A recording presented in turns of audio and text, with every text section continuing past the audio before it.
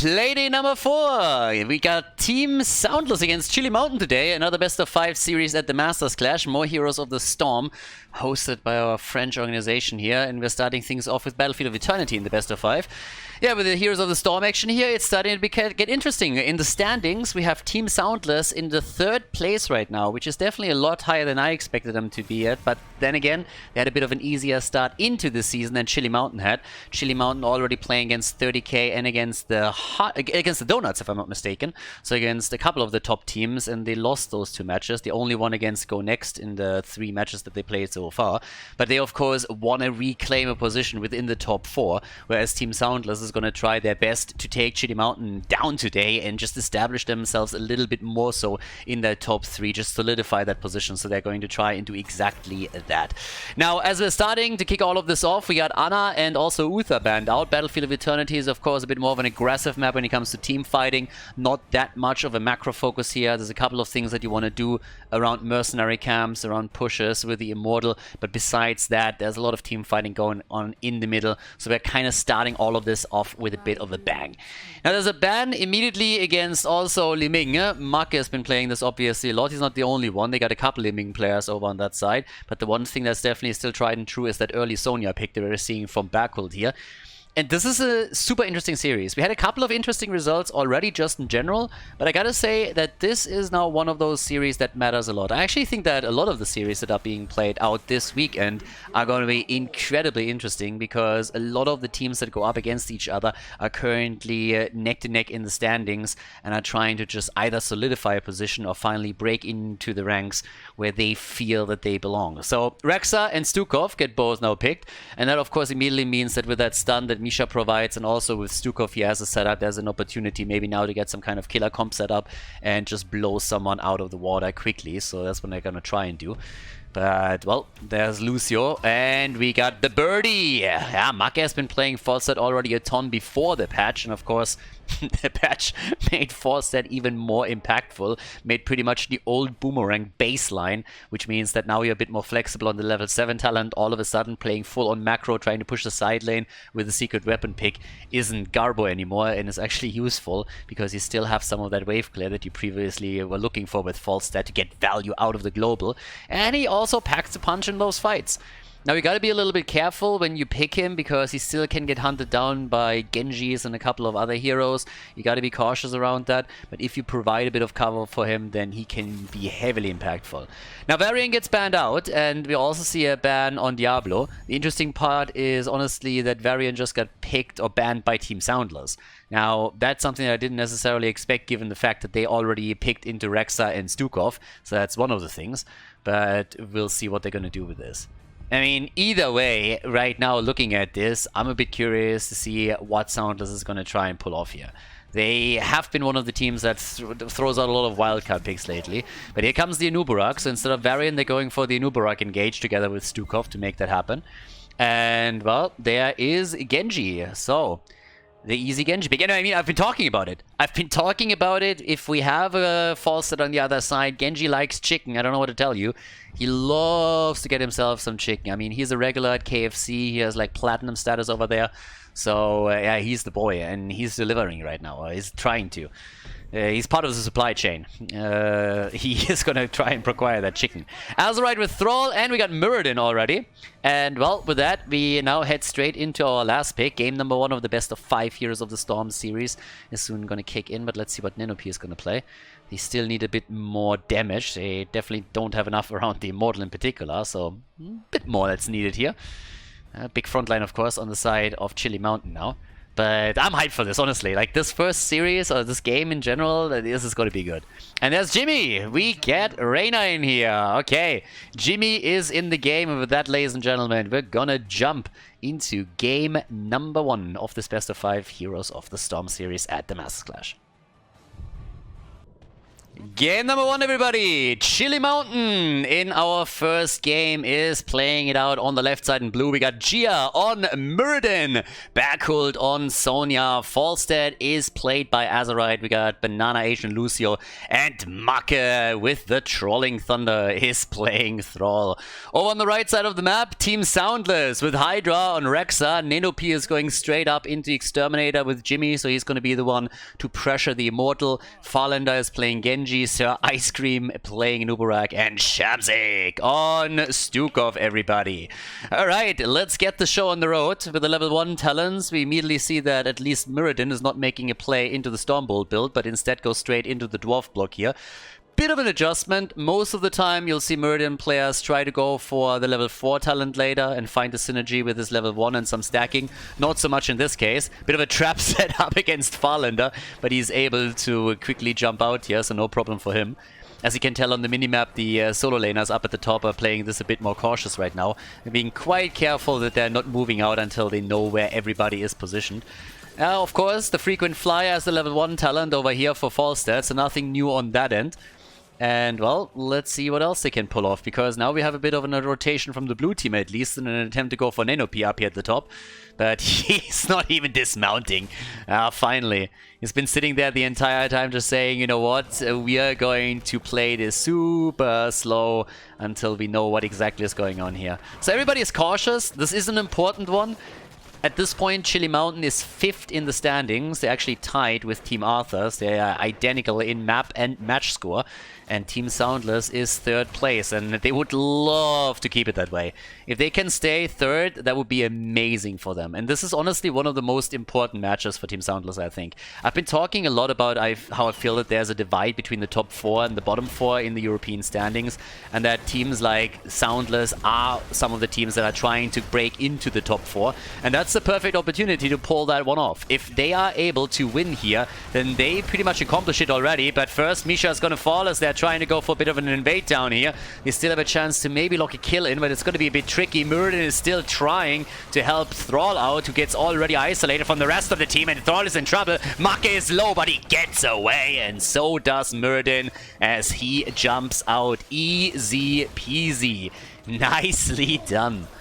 Well, at this point, it's only a camp that has been taken, but it's kind of noteworthy that nobody took the one up at the top, and now Muradin is already rotating in. Nenopi is kind of sniffing that one out, and of course he knows that the camp will be attacked soon, and that is exactly the reason why we have 2 more now rotating up and trying to help out there, which leaves us at the bottom of the map with Rexa. The level 4 talents are in. You can see that Muradin is still going into Sledgehammer, so he wants to have the easier completion of his baseline talent, where he's only sitting at 2 stacks, by the way, but he still wants to have the extra safety of going into the Dwarf block on level 1. Yeah, and the party is starting, and they're making the play for the first kill. Shamzik is low, but so is Banana H. Lucio might be the first one to fall, but he gets out, and so does Stukov. But again, we have Falstad taking the camp and starting to push the bot lane a little bit down at the bottom of the map. Red team is a little bit slower, and that kind of matters because the Immortal is already up on the map, so that gives a bit of a head start over to the blue team as Chili Mountain is starting to make a play for the Immortal. And, well, so far so good. That could even be the halftime show that gets secured here. A little bit of a top lane defense. Double stun against Sonya. The follow-up from Stukov, but it gets interrupted. And they're still trying to make the play for the side laner, but so Ice Cream gets attacked too. Needs to be careful here. Gia has to be cautious as well. And Azerite is still trying to poke some additional damage in to secure them in the halftime show, but there's the kill. Swift strike. Stukov already with a final blow to Lucio as he goes down. Nicely done. Yeah, and Jimmy is doing his thing down here. Nenopi is trying to get some damage in as the rest of the team is protecting the halftime show as much as possible. And they get the birdie. Falstad is dead as well. Well played. Gia gets attacked now too. And ooh, that could be a kill. 44 HP. And Misha is just hitting a wall here. Now Jimmy is still going straight up for the damage. With one shot after another, doing what he can here to whittle the hit point pool down slowly. Now obviously the red team is still behind, but they're doing their best to not only catch up but take the lead here too. And they got the 2 kills. They're 2 kills ahead. And now they're taking the lead here with 4 men defending and Jimmy being the only one to chip in the damage. They're doing fairly well.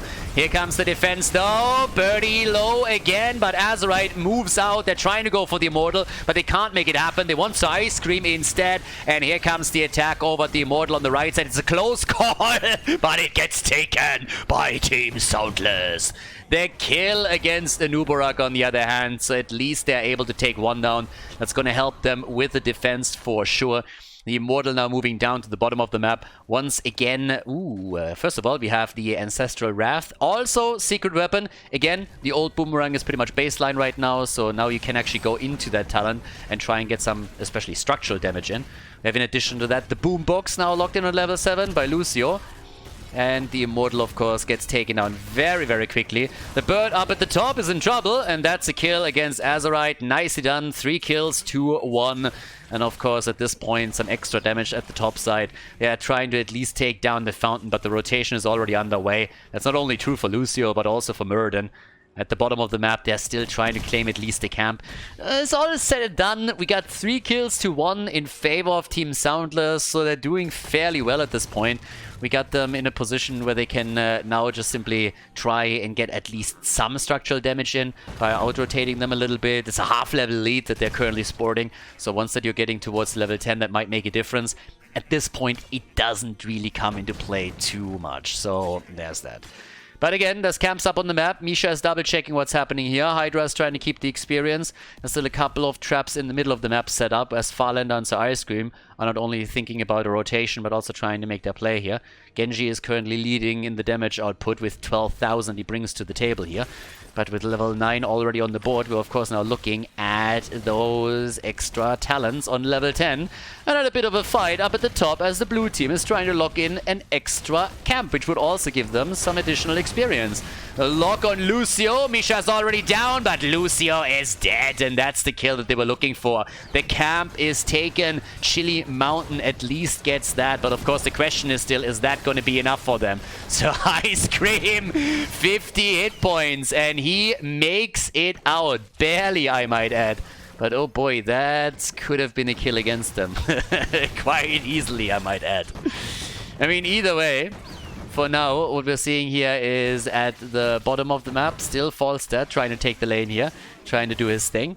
And the level 10 ability is going to kick in much, much faster now for the team in red, so that's good for them. Azerite is already losing a ton of HP too, so that doesn't really do a lot for them. They have to be super careful now, probably send him back to the Nexus. And well, does he actually have a tap? No, he has to actually Hearthstone back. But they're trying to collapse at least down here on the defense on one of the targets. But of course, Team SoundLess is now smelling a bit of an opportunity. Blood in the water with 4 kills to 1. They're making their play. Level 10 abilities are in. And we got the leap for Sonya. There's the birdie, the leap, and Shamzik nearly going down, but instead it's a turn on Falstad. He kills Stuko, but he falls as well. The team has lost their support though. Genji is low. There's a quick sound barrier from Lucio. Nicely done. They're trying to make the play for Genji, who immediately comes in with a protected. Sonya connects the spear, and here's Jimmy with the Hyperion. The kills against Muradin and against Thrall as Team SoundLess is taking a 5-kill lead. 7-2. Big plays by them. Halftime show now connected, and this is getting dangerous for Chili Mountain. Now, don't get me wrong, this is only the first game in this Heroes of the Storm series, but still, for Chili Mountain, there is a lot on the line, and them having this much trouble here already is a bit of an issue. Game number 1, if Team SoundLess walks away with the lead in the best of 5, that would be a lot of momentum for them heading into the next one. And as I am not getting tired of just like saying and explaining, if you even if you lose the series, as long as you win a couple of maps, you have made an incredible step towards a good ranking at the end of the season. Because this is one of the things that a lot of people just really dismiss. They don't really account for how important these map wins alone are. A match victory, of course, even better than that, but map wins are crucial. I mean, even at this point, Chili Mountain is tied in matches and maps with Team Arthas. And here comes another kill. Thrall is down. Hashtag not my war chief. already eliminated, and they're looking for more as they're going for the Sonya kill. The Mighty Gust gets used, but he just doesn't do anything in this situation. Another setup as we're coming one with a nice follow-up on Stukov, and they're all on the run. The sound barrier has to be used too. The fort is already down, easily eliminated, and that is absolutely brutal at this point. Nicely done. Yeah, quick Hyperion gets dropped as well as they're starting to break through this entire setup. 25,000 damage for Genji now. Level 13 Talons are close, and Genji comes in together with Jimmy and gets the kill against Muradin, against Lucio, and they are just crushing this bot lane. They're moving through the bot lane like hot butter through cheese. It's insanity. 12 kills to 2, a 2-level advantage. Level 13 Talons now in their hands, and they are on the way to victory. Guys, we're 10 minutes into this game, and Chili Mountain, who had aspirations to end with the top 4 position at the end of the season, are currently getting absolutely murdered by Team SoundLess. But here's the defense. They're coming in, they lost some hit points on the core, but they're getting the kill against Stukov. They take Misha down, and Farlander gets attacked as well. Haha, there's the kill. They get Genji, and they're gonna get Rexa too. Maybe Chili Mountain just getting back into the game here. It seems like Team SoundLess overplayed their hand a little bit. They did some damage against the core with the 87% that it currently has, but that is exactly the way how you start to slowly come back into a game. Still a level behind, don't get me wrong, but the situation has of course now quickly improved. Those 3 kills were worth a lot. And with that, we now have level 13 Talons here for both. It's getting interesting. Could still be a comeback. Now, we don't really have a ton of stacks for Azerite right now. He's sitting at 15. The Dwarf hasn't completed his baseline yet either. We're also looking at level 4 talent on the side of Rexa. And it's actually kind of interesting. I mean, he went still into the Hunter-Gatherer, so you got to be a little bit careful on this map because it takes a long time until you get the globes, especially if you don't win the Immortal all the time. In this case, Team SoundLess locked it in twice, but at least on the first time, they couldn't capitalize on those globes because the position was taken by Chili Mountain. Talking about positions and being taken, there's the leap just after the sound barrier. Sonya's in trouble though. Jimmy and Genji both come in and they're tag teaming hard as they're getting the kill against the side laner. Another gust comes out thanks to the virulent reaction. We had Maka locked down for just a moment too. And this is now 13 kills, 2-5. And of course with the Immortal spawning again, it's a 5 versus 4 situation in favor of Team SoundLess as they are looking to take down the opponent's team once again and to lock in another Immortal here. Their situation is still great. They're still looking at a really good spot here. And up at the top, Azerite and his boys, they're trying... Oh my god, Muradin is down. Maka, he gets out, but... This is a little bit rough. If you're a Chili Mountain fan, this is definitely rough to watch. They're not having an easy time here by any means. They are struggling. And they're still 9 kills behind. Now the level 16 talent is probably more of a problem than anything else. But this is tough. This is really, really tough going now for the blue team. I don't think that is necessarily what they expected here in this series, but at least in game number 1, they are not looking too good. They really have to step it up if they want to turn this around. I mean, maybe they can even pull it off in game number 1, but things are not looking too good, considering that there's a pretty big Immortal now pushing through the top lane, and in addition to that, we're also, of course, looking at a level 16 talent that they can use too. So, yeah, that is pretty rough. Talent advantage, stats advantage thanks to the 2-level lead, and in addition to that, nearly 100% shield on the Immortal. That is kind of crazy. So, right now, they're trying to go for this one, and the fort is just gone. No chance to actually lock the fort in. Here comes the quick move straight up for Sonya. Sonya is down. The cocoon was out against Lucio.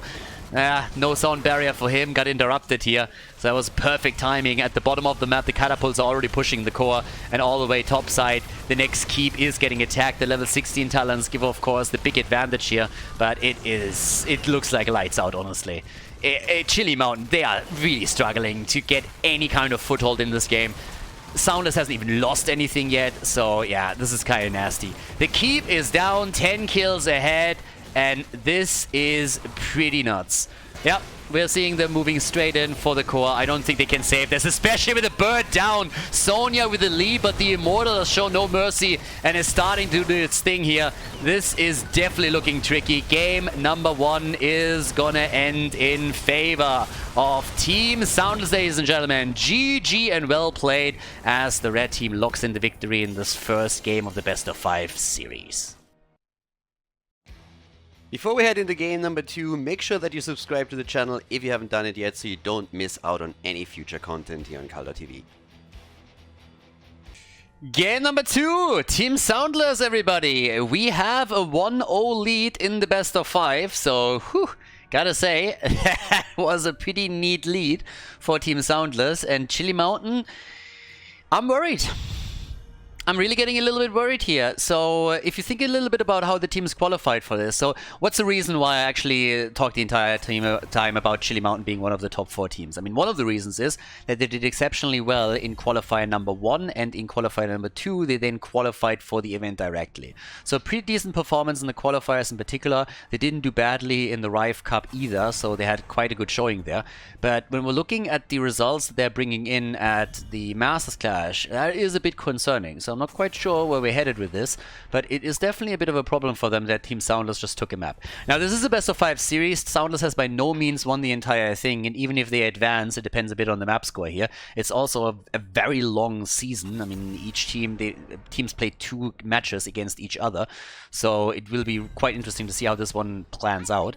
But it is a bit of a spicy Heroes of the Storm series here, and the lead for Team SoundLess is definitely a bit motivational boost, I'd say, for the Russian-Ukrainian team. We got them now with Falstad and with Sonya banned out, so they definitely adjusted to the picks that we've seen now multiple times from Chili Mountain. And of course, Falstad and Sonya are both also very deeply embedded in the meta at this point. When you're looking at Infernal Shrines, it makes a lot of sense also to ban them out here. We got the bans on Uther and Stukov then on the other side, the quick pick into D.Va, and Malfurion is starting to become an absolute regular again when it comes to the support pool. We've seen him a lot, and of course, if you want to have a follow-up on a Nubarak, Stukov is fantastic. But if you can't get him, then Malfurion is also a great addition. You can come in with a stun on a Nubarak, you can come in with a root, and the root also is absolutely amazing when you're trying to just zone your opponent out around on the entrances on the shrines here on the objective. So we got a quick ban against Medivh now that Diablo is locked in. They know, of course, that there's quite a few Medivh players on the side of Chili Mountain, and it's a bit of a gamble to not ban him out early. But as Diablo is locked in, they want to play this a little bit closer to home, and that's exactly what we're seeing here. So they're gonna play this a little bit safe, since Diablo's Apocalypse together with the Medivh ley line is pretty nasty.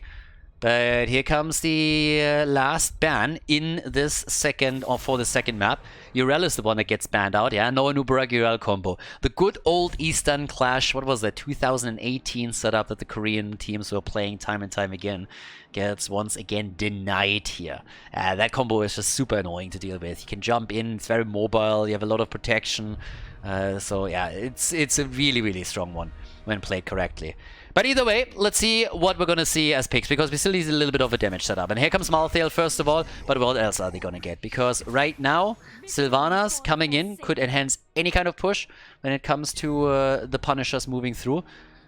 Could have honestly also seen one of the teams maybe look towards the Junkrat again. Oftentimes Junkrat is an immediate pick whenever a team picks Medivh, for example, but he's still quite nice to just stand outside of those shrines and get some damage in. He's not as popular anymore as he was in the past, but he still sees play, more of a situational one. We've seen him a lot on, let's say, Tomb of Spider Queen for good interrupts on the channels.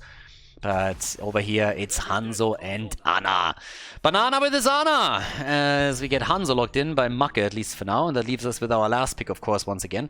So it is Nenopy, everybody.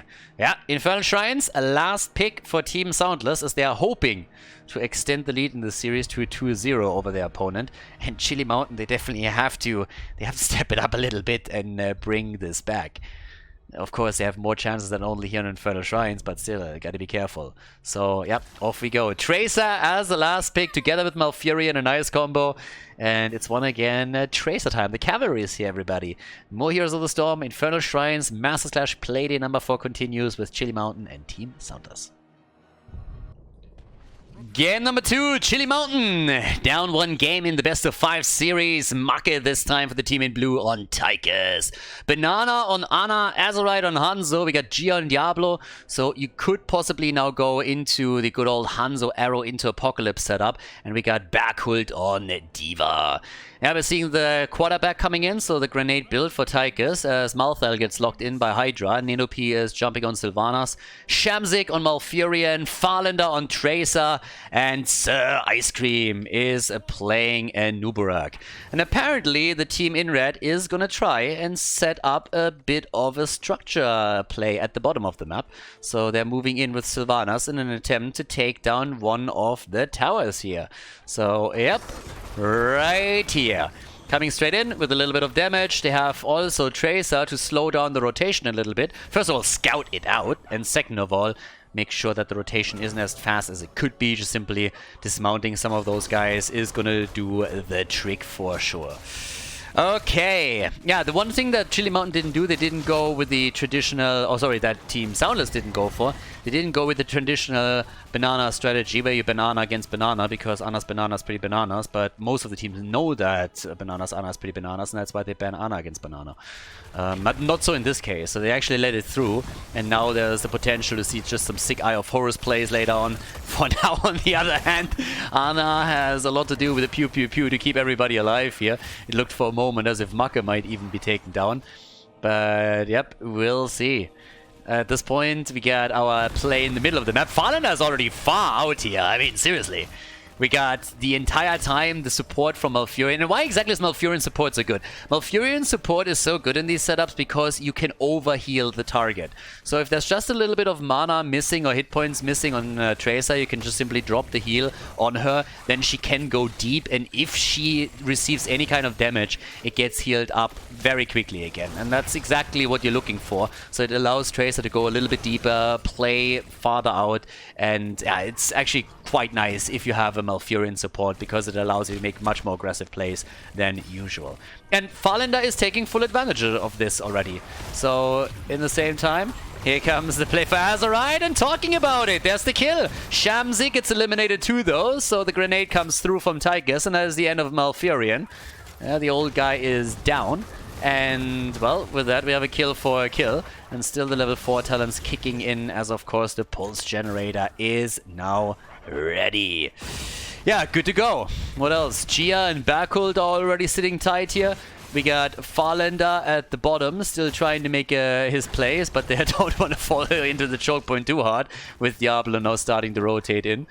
Talking, by the way, also a little bit about the setup and the talents that are being played here. We don't have In the Rhythm this time. The bigger they are gets played, so they're still trying to take that down. And talking about taking someone down, Nenopi gets crushed over here. Yeah, nicely done. Good job by them. So, yeah, that was a good one. But let's see what they can do. What else they can do here. So Farlander gets currently attacked. So far so good. And Ice Cream down here at the bottom is also starting to do his thing, getting additional experience in before they're heading into the objective itself. So that's going to be the next one. 2 kills to 1. In this case, for Chili Mountain, so they know that they have to step it up a little bit. But can they? First objective is going to give us a first idea of what's going on in this game. There's already Diva with a zone and the wedge between the opponent's team.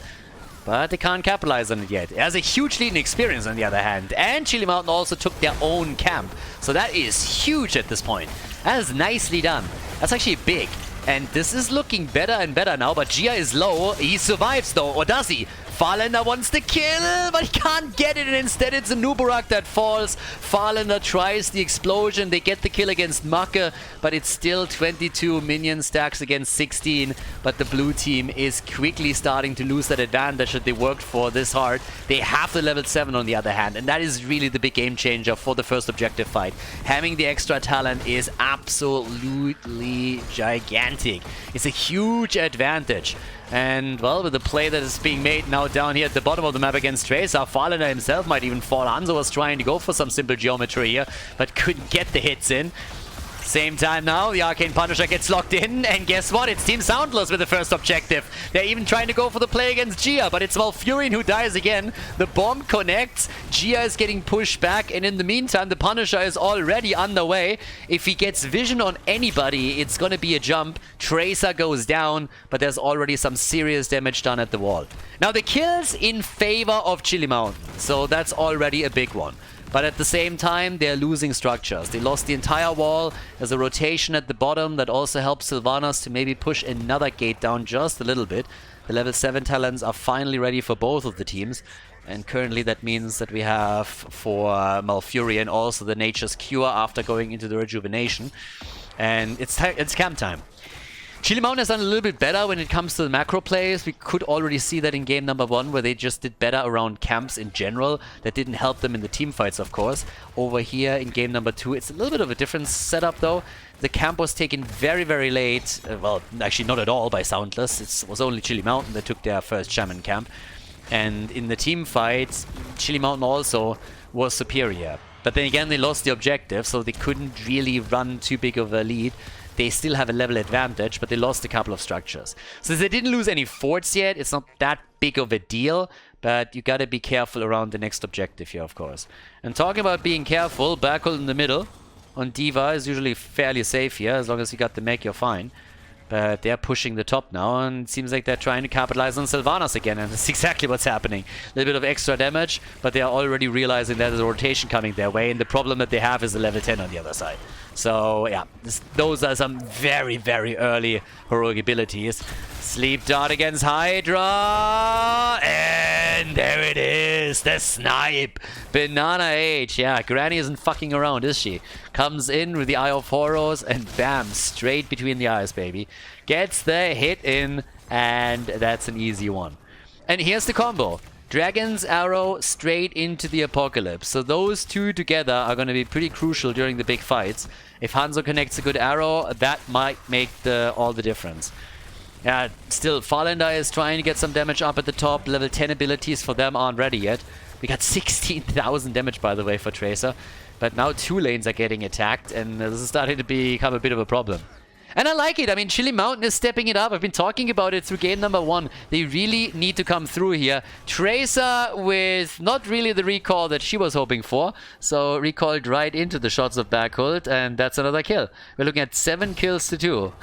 Chili Mountain stepped it up big time. They really came in with a lot of work done here, so good for them.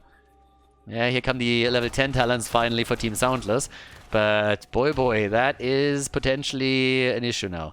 We got the last rites in, we got the Wailing Arrow over here too, and with the next objective being announced, it's time to force that fight and force it hard, because if you don't do that, then you have a little bit of a strange problem coming your way with the level 13 talent kicking in on the other side. So yeah, there's that. But well, either way, let's see if they can make this happen. The problem is honestly that even with the objective only being started up in 3 seconds, you look at that gap and it's the gap to 13, and it's closing so quickly that I don't even know if the red team is even making a play for this. Then again, they are known for their aggression even when they are talent down, right? So I wouldn't count them out yet. But it looks questionable. Tracer is trying to do a bit of work here, but Farlander gets already sniped, and that's an easy kill. Granny is doing work, everybody. Granny is coming in with a big damage here and just sets that up easy peasy. I mean, Tracer didn't have a chance in that last engage. Honestly, it looked for a moment like he wasn't even trying anymore. It was just Ana sniping him down. And if Ana is starting to become your worst opponent, your nemesis on the other side, then you know that something is going horribly wrong for you. So that's exactly what we saw here. We got 8 kills to 2. Yes, the last rites. There it is. And the arrow didn't connect with anything. So maybe now an opportunity for Team SoundLess. The objective is doing work at the bottom of the map, but they're starting to really force the issue at the top with another kill as Diablo goes down. Now, down here, it doesn't seem like this fort is going to survive this, but, well, maybe Farlander can prep something against Azerite. Currently, the fort is completely destroyed. Azerite is just needling this down slowly but steadily, but the Punisher, of course, is having a bit of a say in all of this too. And, well, we got Nenopi against Shamzik in the mid lane holding their own. Level 13 talents are in, as I already mentioned. We got the first stack on the last rights now too. And again, another kill. Malthael goes down. Granny already helping with that. And yeah, it's 9 kills, 2-4. Still a 5-kill lead. And here come the level 13 talents. So now we got also the Remorseless locked in. Plus, in addition to that, the Burning Beetles for Nuburak. Even popping Odin here. Saying like, screw it, we're gonna get that fort now. Let's go and push them back. And, well, you can say whatever you want, but they are doing incredibly well here. We got the 22,000 damage for Tychus, who's of course capitalizing on Odin.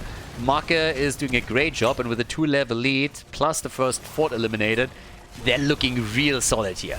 I mean, really solid. Now, Bakul is already sitting tight, so Hydra still trying to come in with a bit of a flank maybe. He has his last rights back up, so he could try and get a kill if they can just get anyone low. But their trade is still far behind in experience. That is a huge problem at this point. Because honestly, you're looking at a setup in which is going to be really, really difficult to come back here. The side laners, of course, with most of the experience gained, as you can see, that's true for Malthael, as it is also for D.Va. Tychus has chipped in quite a bit too.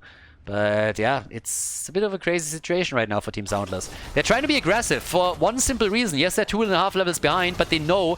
sorry, 1.5 levels. They know that they have to force the issue around the camps, because if they wait longer, then the level 16 talent is going to give Chili Mountain an opportunity to dominate the entire map on the macro level.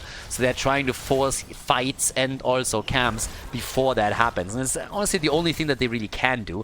So that's what they're currently trying to accomplish here, as you can see. They got there's the level 16 talent now, the inevitable end in the meantime, of course, for the Hydra. Top side fort has now been destroyed too, so that's another one down. It's not looking good. It's not looking good for Team SoundLess. Chili Mountain is definitely fighting back. After getting smacked around in game number 1, here in game number 2, they're starting to play things out a little bit differently. Now, Gia in the middle is still working on his souls. He died a bit earlier, so he's only sitting at 39 on the baseline quest. Needs to really boost that hit point pool a little bit more if he wants to have a bigger impact. And, yep, we still have a couple of camps on the map that have to be dealt with. Half a level is also missing for Team SoundLess before they're hitting their level 16. And they should be able to bridge it in the 20 seconds that are remaining until the objective gets announced. At least shortly after, they should lock that extra talent in and then be able to make a play.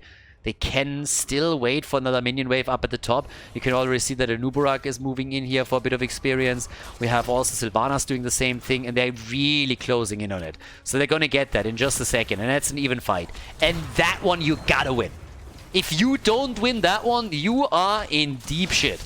So it is time to party, and it's time to party hard. Get out the Jägermeister, baby, because at this point, whew, we really need to go for some big shots.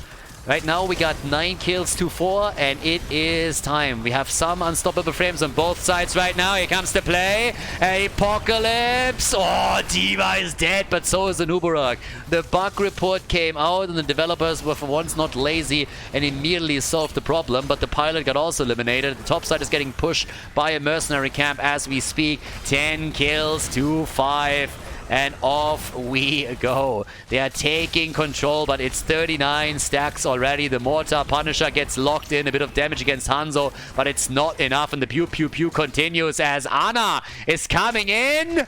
And gets that snipe. Oh my god. Fucking Banana. Ban Ana against Banana. Seriously, it's a Banana strategy if you don't ban an Ana against him. This is like insanity. Divil's down thanks to the last rights. Tracer is dead too in the middle of the map. We're having... Oh god. We're having the Punisher take down a fort. Down goes Sylvanas. But check that kill out again. Look at Ana at this point. Banana's just saying, you know what? Fuck it. Malfurion, your ass is mine. Comes in and just drops him. So that leads us off with 19 to 17 on the kill count, and holy hell, the Immortal through the Punisher through the middle at the top. The keep is falling. First one down in the middle. They are pushing a double wave into.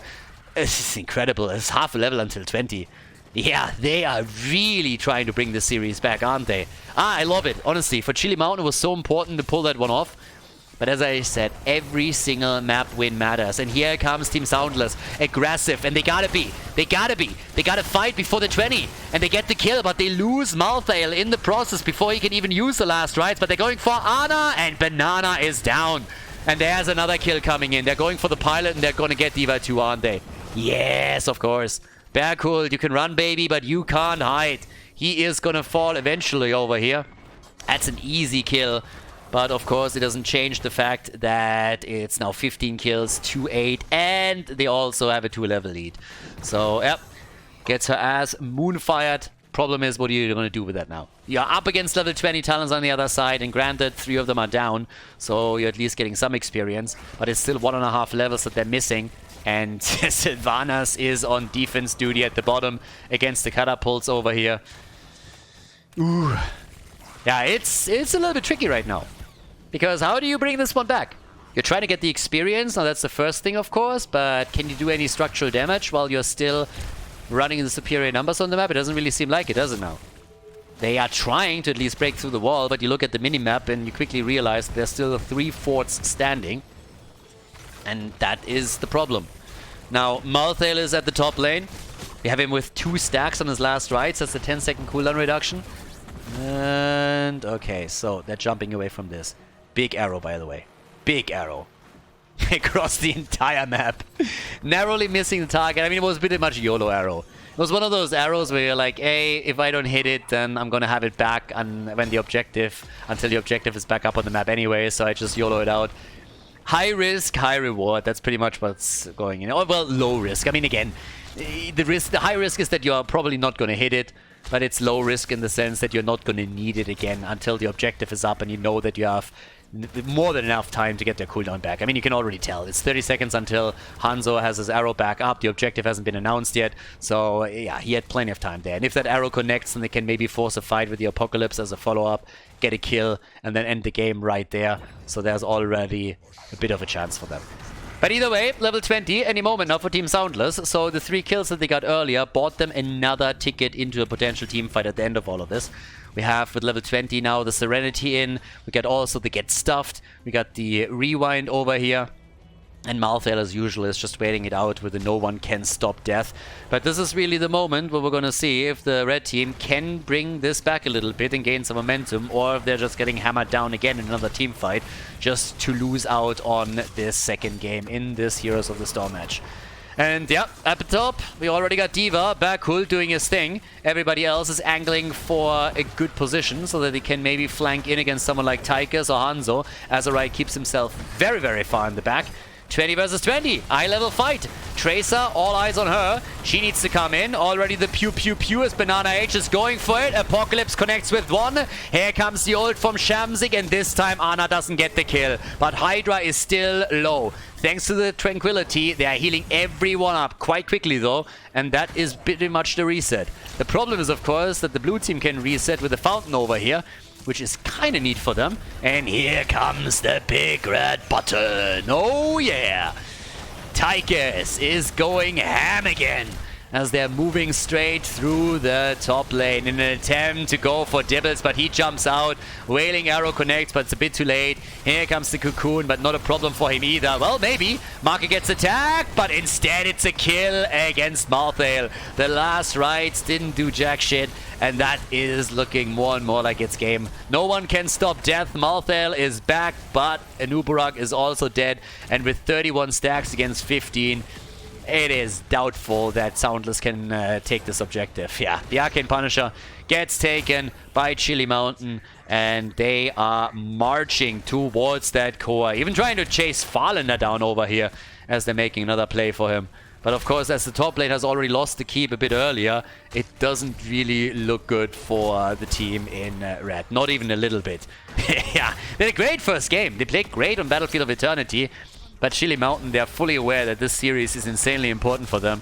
So they're currently doing what they can here to bring this not only back, but then also probably take that lead and yeah, keeping the middle half HP down. But here comes the kill against Tracer, and that's pretty much the end right here. They're coming through with a big of another kill, potentially against Sylvanas, but you can see the shield already falling. Core is about to go down. Ladies and gentlemen, we got a series on our hands. Oh yeah, there's a lot on the line here today in this match. Both teams are well aware of it. Down goes Malthael. They're going for more kills, but of course the core is the most important part, and that one is not looking good at all. Tyke is down, Malfurion and Sylvanas all eliminated, and this is game as Team SoundLess loses on Infernal Shrines against Chili Mountain, who tie the series as we are headed into game number 3 of this Heroes of the Storm match.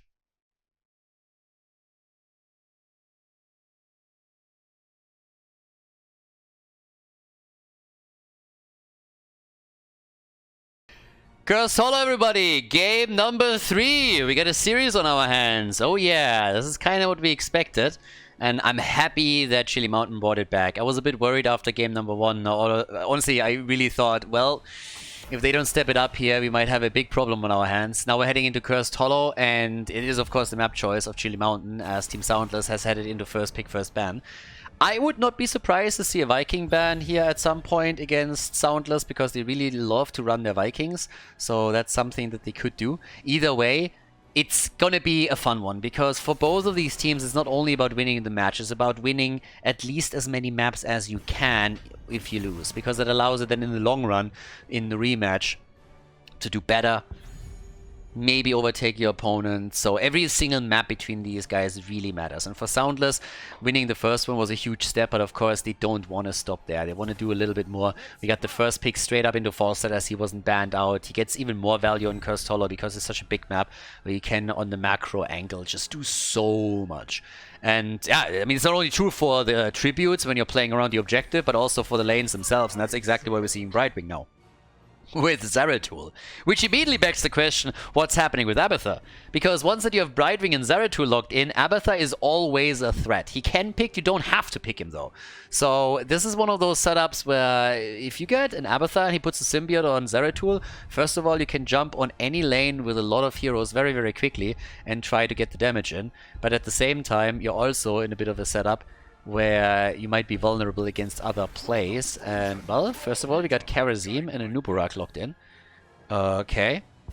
That gives us the Engage tool again. It gives us also, of course, the thingy, the Cocoon. And we got Karazim for the 7-sided stride after good isolation. So there's a lot that they can do with that. They also can go for Cocoon plus Falstad Gust for isolation. Yeah. And these bans are going to be important now. Abathur and Vikings are something to watch out for here.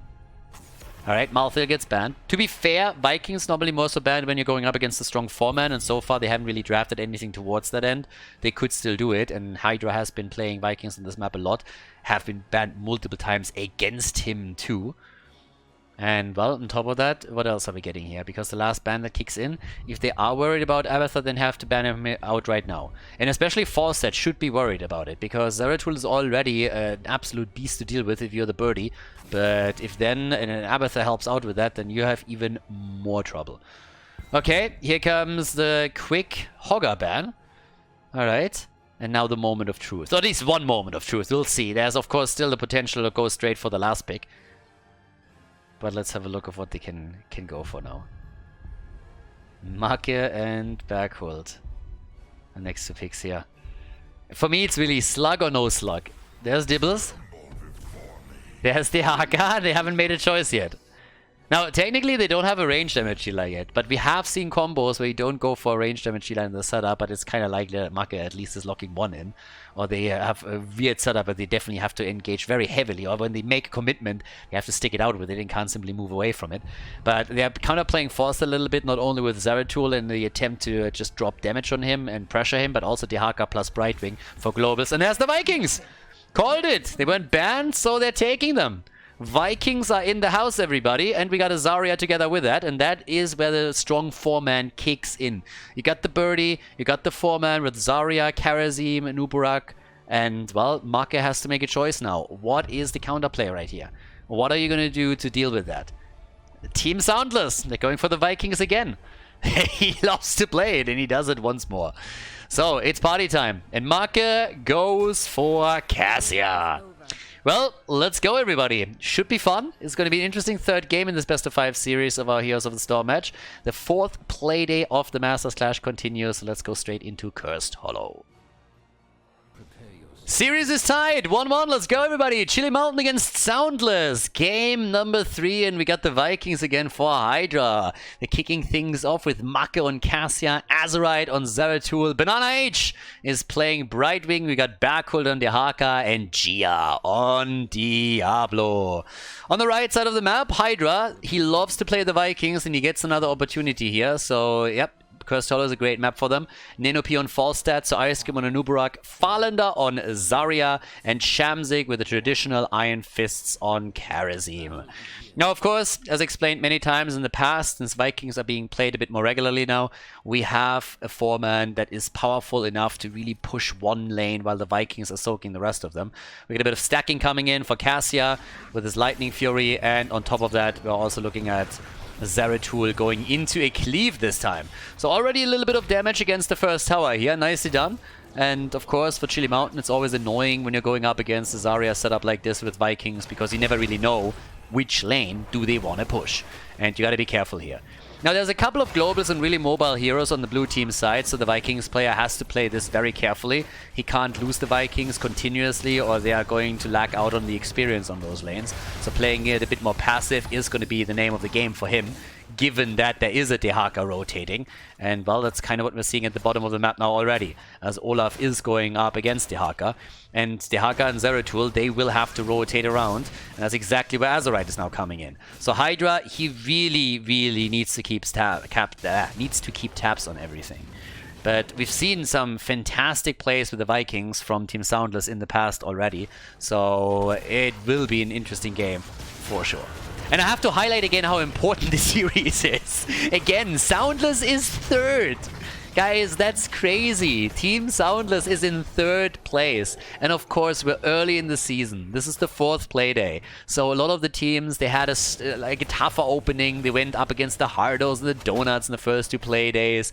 And we all know that. But still, if you are establishing yourself early on in the top rankings, and then all of a sudden you go up against someone like Chili Mountain, you lock in a victory on map number 1. If you win that second map, even if you end up losing the series, you've taken 2 maps against a strong and tough opponent that was supposed to end up in the top 4. So right now, SoundLess, they have an opportunity to make such an important step for the season and lock in a victory that would mean a lot here.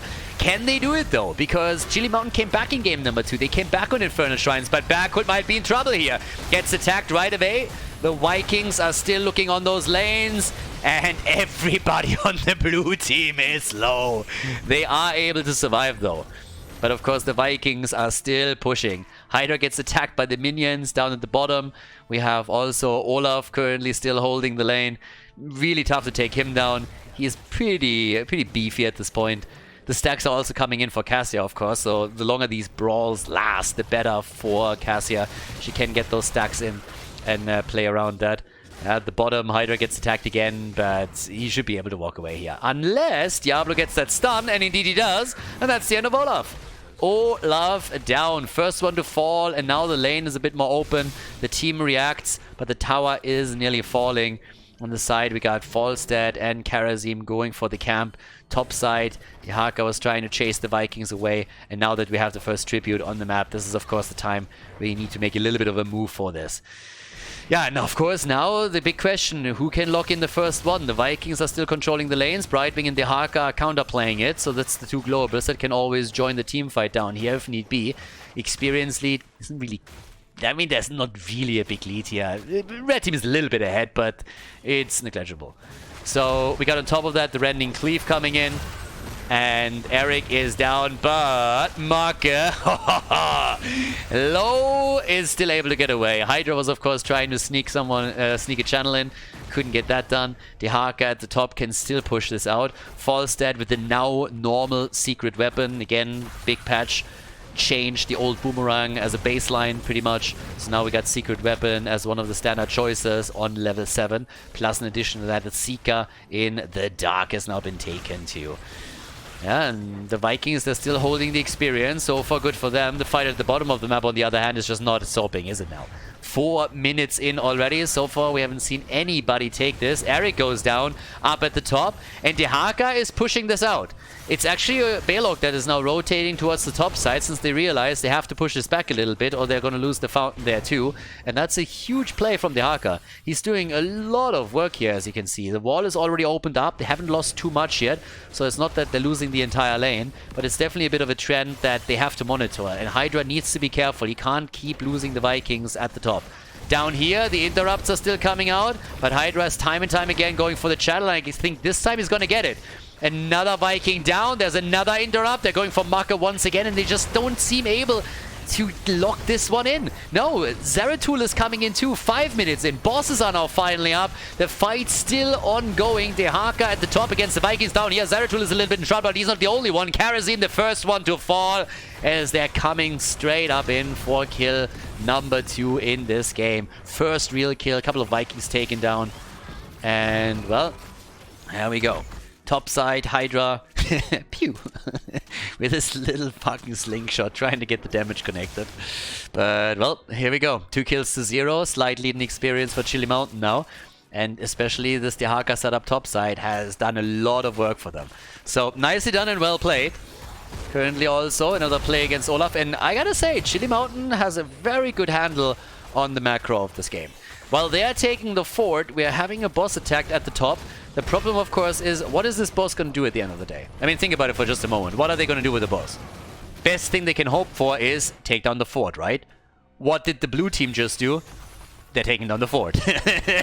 So no matter how you trade here, it's going to be a better trade for the blue team, because they're now going for their own boss as well. So while Team SoundLess is pushing topside, they're going for the boss at the bottom of the map. And this is going to be a pretty weird setup. Both of the teams have now level 10 abilities, which means that Zeratul is heading straight into the Void Prison this time. But they're of course going to try and push this at the top. So the blue team has to make the decision. Do they take boss and then move back for the defense, or how do they play this? 2 of the Vikings are down. Boss is about to be taken. They're going to take this, but they have to go for the defense now too. It's a bit of a weird one. The Vikings are going to defend the bot lane. Everybody else is rotating slowly, but they're trying to break here through the top. But with the VP, Azerite could technically set this up. There's also Dehaka coming in from the side as they're looking for the fight. The boss is still doing some damage. Cocoon is already out to stop Dehaka. Valkyrie connects, and Zarya might be in trouble. The polymorph follow-up from Brightwing is there immediately. Vikings still on the lanes, and Zarya is down. She's already gone, but we have the tribute at least locked in by the Vikings, so they got that. One of the things that I still want to point out, though, is that we have already 41 stacks for Cassia. So Marke is stacking well. He's on a normal amount of stacks, pretty decent for this map in particular. 7 minutes in, running around with 40 isn't bad at all. The route against Olaf might even lead to the Viking falling. Nah, they're going to be good. But still, there's a little bit of channel happening as Brightwing is moving straight in for another heal. 7-sided strike. They're trying to go for the fight. VP in the back. The birdie moves out, and Karazim is dead again. Yeah, down goes the Baldy. And, well, Farland, they're trying to go for Gia. Dibbles. He's down. But so are the Vikings. One after another, they're falling. Another Valkyrie connects, but this time Anubarak is ready with a bed of barbs and locks them in quickly. That was important, though it could have been the end of Zarya again. It's 5 kills to 1. But thanks to the Vikings, there's still a pretty decent amount of experience in the hands of Team SoundLess. I mean, as you can see here, the Vikings, they have soaked a lot. They've done a really, really good job with this. Now, it's time, of course, for additional mercenary camps. The next objective is coming up, and, well, it is the second tribute for one of the 2 teams. So we'll see who locks it in. But, yeah, at least until now, the blue team has controlled this really well. They've done a great job around the Vikings, but the game isn't over. No, not even a little bit. There's a lead now for Chili Mountain, but all that's needed here is a kill or 2 and then a bit of a follow-up, and all of a sudden you have a problem here. Nino P gets attacked. Gotta be careful. Azerite still looking for the kill from behind. Comes in, and the bird is down. Easy kill, easy snipe. The Vikings not joining the fun. Shamzik is trying to dive out once again. And nope, not like this. It's honestly Zeratul that just absolutely rips them apart. Those Sire Blades, they just cleave through everything right now. And that's 7 kills to 1. Now granted, a lot of that is also Viking kills, but still, it kind of matters. The one thing that I still want to point out is, despite the difference in kills, we still have only half a level lead for Chili Mountain. So, they are ahead, but they haven't won this yet. There's still a chance that at some point Team SoundLess gets an isolation with a good gust or a good cocoon gust setup, and then with a 7-sided strike and some coordinated damage, maybe the kill. And if that happens, then we're seeing a very, very different game. But as it stands, they're struggling. There's a bit of an aggressive place now. Yeah, they're going for Gia again. Azurite gets immediately attacked, and they're chasing him. He has to drop the VP to defend this. VP with the APOC, and it doesn't connect. It doesn't connect at all. Not even a little bit. Azurite is low, and he barely gets out. The Cocoon was used too, and they are making a play with everything they have now. Even the Vikings are joining the battle. Even they are making a bit of a move. But it doesn't bear any fruit, at least not until now. And of course, now with everybody down here, all Vikings included, it means that Cassia is stacking like a madman. Down goes the birdie. They're trying to go for the next kill against Shamzik, and they get him. Karazim is down, and they're getting Bearlock too. Cassia, finally counter kill, but it's not going to be enough because Zeratul is just cleaning house here. He's going for Zarya, takes her down. Brightwing is at least dead, but still, Zeratul, he is a one-man cleanup army here. He's pretty much just, honestly, he's just interning for the job of Leoric at this point. He's just taking out the trash. One kill at a time. Azurite wants to get the next one, but it's Gia that gets the tribute. And of course, with the camp in the mid lane now pushing too, this is going to be another big play. I mean, 16 talents are ready. That's more synergy with the Void Slash over here. Yeah, and it's party time. Absolute party time. That's 1 fort down in the middle. At least likely. Topside 4 doesn't stand a chance since the Haka is already on it. And now we have more than a level lead and an 8 lead kill. 9 kill lead. How many? 9. Exactly. 9 kill lead in the setup at the top. So, well, there's that. But either way, as all of this is coming through, we got 12 kills to 3, as I said, and therefore also with the level 16 talent, an opportunity to come up at the top and try and make a little bit of a play for this one. So they're trying to go straight up for the boss and lock that one in, and with the level 16 talent, I don't really think that Team SoundLess is going to try to contest this.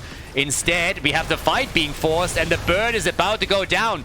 Birdie is eliminated. That's the end of Anubarak. Here comes the missed synergy with the VP plus the Valkyrie, but who cares if you still get the kills? They're going for everybody, and they're dropping them easy peasy. 16 kills to 3. Here comes the move through the top lane as they're trying to go for the keep. All of the forts are already gone at the bottom of the map. The wall has fallen. The keep is taking damage at the top. They are not showing any mercy here either. Great plays from Chili Mountain. They are definitely eager to lock in that lead in the best of 5 series. And so far they're doing very, very well. They had to abandon the boss a bit earlier since they were trying to force the fight. But now they're coming straight up in with another attempt to take it. Now, of course, there's level 16 talents now for Team SoundLess, but there's still 2 of their players down. Karazim just came back. Zarya is about to reappear, but the boss is already so low that there's no contesting it. They're still trying. They are still trying, but no way. Absolutely no way. Boss gets taken, and that bad boy is making its way more or less directly towards the core, since the keep is already insanely low. But, well, here we go. 16 to 3, and that's the moment of truth here. Can you save the day? Can you somehow save that core? Because the keep is a goner. There's no question about that. But we're now 13 minutes into the game, which means the boss hasn't really scaled all that much. So, don't get me wrong, it's a fat bastard anyways, but it's not really that much of a big deal yet if you get some coordinated damage onto it.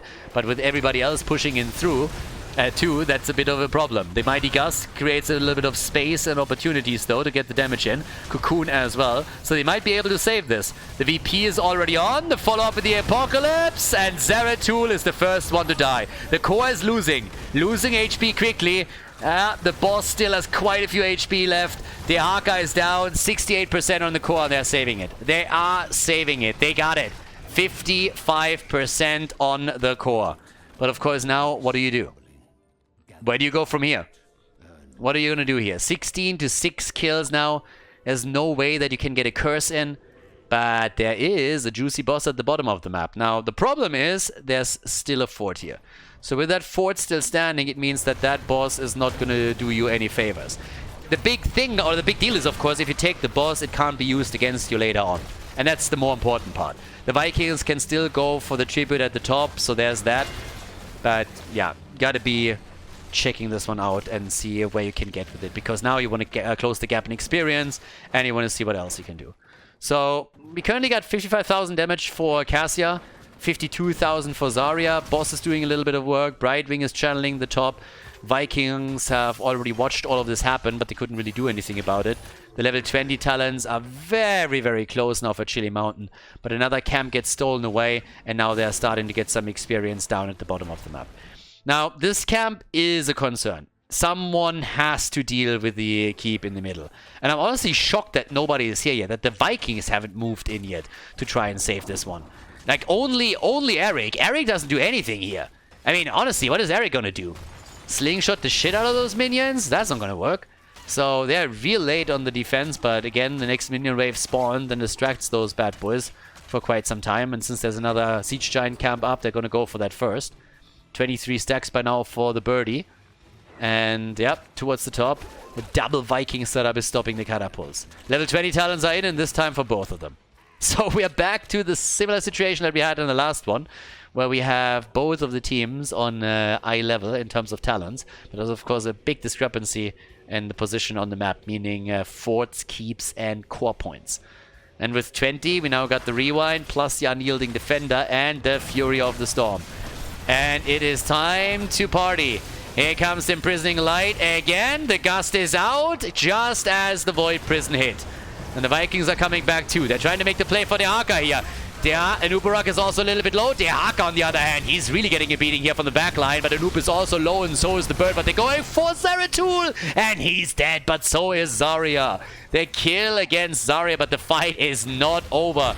They're going for Hydra's Vikings again. They're taking the first one down. The second one is falling too. There's nothing left anymore. That tribute, they're completely abandoning it. 80 stacks nearly for Marke as bot side gets pressured by the catapult plus the siege giants. Actually, it's only the siege giants that are pushing, because the catapult over here is just a massive, massive fail. Yeah, that thing is just not doing anything. So that driver gets fired. Yeah, easy replacement.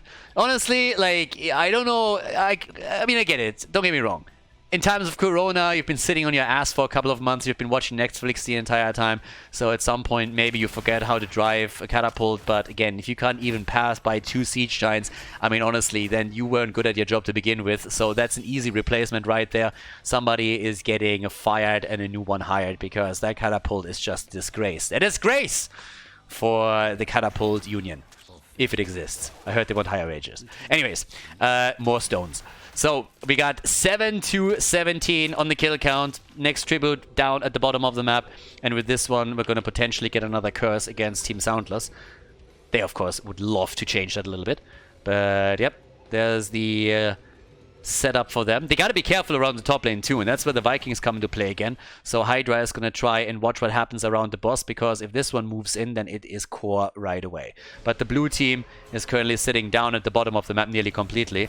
Bergholt is moving in. Yeah, the rest of them are rotating. And the Vikings, they're seeing this. So the Vikings, they know kind of what's happening here. And they gotta also check this out. And here comes the Haka. Already has his ult out, but he's in trouble, and in a lot of trouble at that. Bergholt, oh my god, he survives. He survives, and the APOC goes off against 2. The mighty gust, the play, and it's just buttons everywhere. Everybody is turning into a pirate over here. And Cassia goes down. Guys, SoundLess might make it happen. They might make it happen, but they lose Kerosene. The support is gone. That's a problem. They need more kills. They need them quickly. They still got Zarya, but look at Ninopi in the back. If Zeratul makes a play, then he is down. The bird doesn't stand a chance here. Brightwing is dead. Zarya, she's so low. And the Vikings with a kill against Zeratul. They go for Bergholt. What a slaughter. The Haka is down. Gia, 5-man wipe incoming, baby. The stun from Balog. MVP! And there it is, the 5-man wipe. And now what do you do with this? Where do you go from here?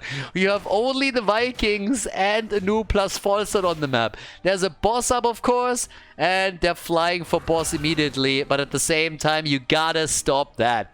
You gotta stop this right here. Diablo's at the bottom of the map currently doing his thing. We got 84 stacks for Cassia, which means that in the last fight only got 5 stacks in total. Boss is about to be taken. We're 20 minutes into the game. Someone has to defend here, and yep, they're starting to do that, guys. Please, he of course 55%. Someone has to do some work. Yeah, the boss gets taken just before these bad boys on the right side are able to move in. But now it's of course all about the defense. And with the tribute taken, it means that the next tribute is also going to decide which team is able to get the objective and curse the other. So now the tribute is up, and you have to defend the boss at the top. So all of a sudden you're a little bit split. You got the Haka, you got Brightwing, but you still got to be careful around this. And there's another boss up too, so there is a lot of points on the map that you really have to hold. They're going for the boss up at the top. There's the defense. They got 3 heroes here, not all of them globals. The Haka, not like this! Back hold, no! And they still hold the aggro on the boss. Oh my god! This is crazy! There's the channel, and it's cursed. Guys, they could end here! They're turning it! They're actually turning the game! Oh my god, you gotta be joking. The top keep has already fallen. The boss has barely been defeated. The top keep is down. The bottom keep is gone too. 30 seconds for the Haka to come back. Team SoundLess. What the hell? They're bringing it back. The boss has even touched it. They're going for another kill. They get Cassia. That's game. That's it. They can't defend this. There's no way. Brightwing is down. Diablo is dead too. And they're making the play. The VP slows it down, but it doesn't change the facts. Nope. This is a kill. Down we go. That is the end of game number 3. SoundLess takes the lead with an insane comeback on Cursed Hollow. What a Heroes of the Storm match. Damn, son. Let's go, game 4.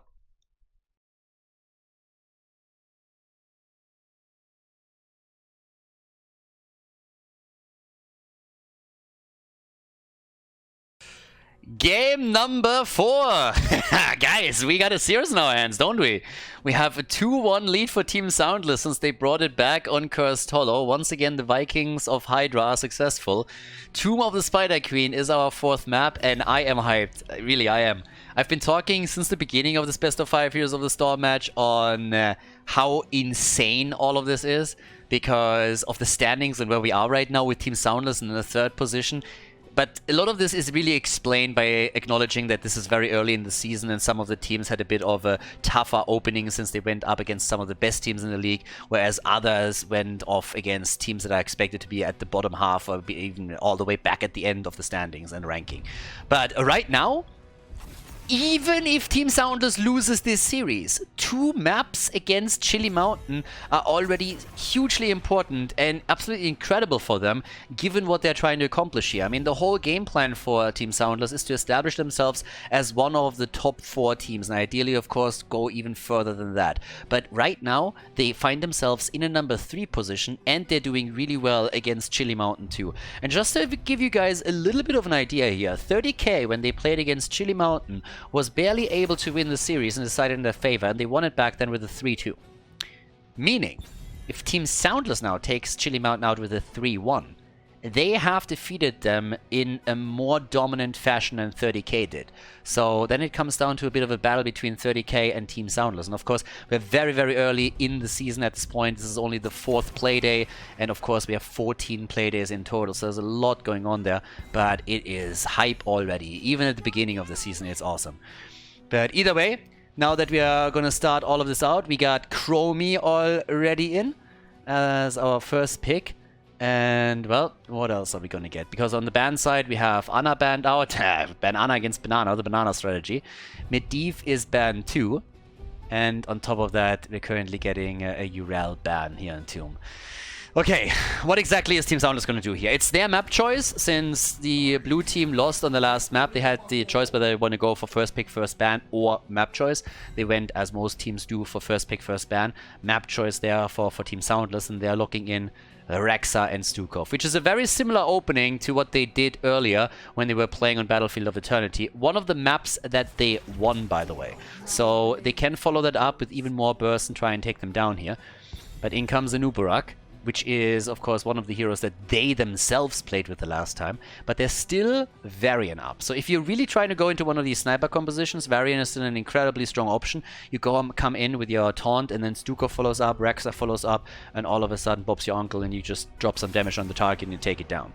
And with Lucio getting banned, still one of the possible plays here.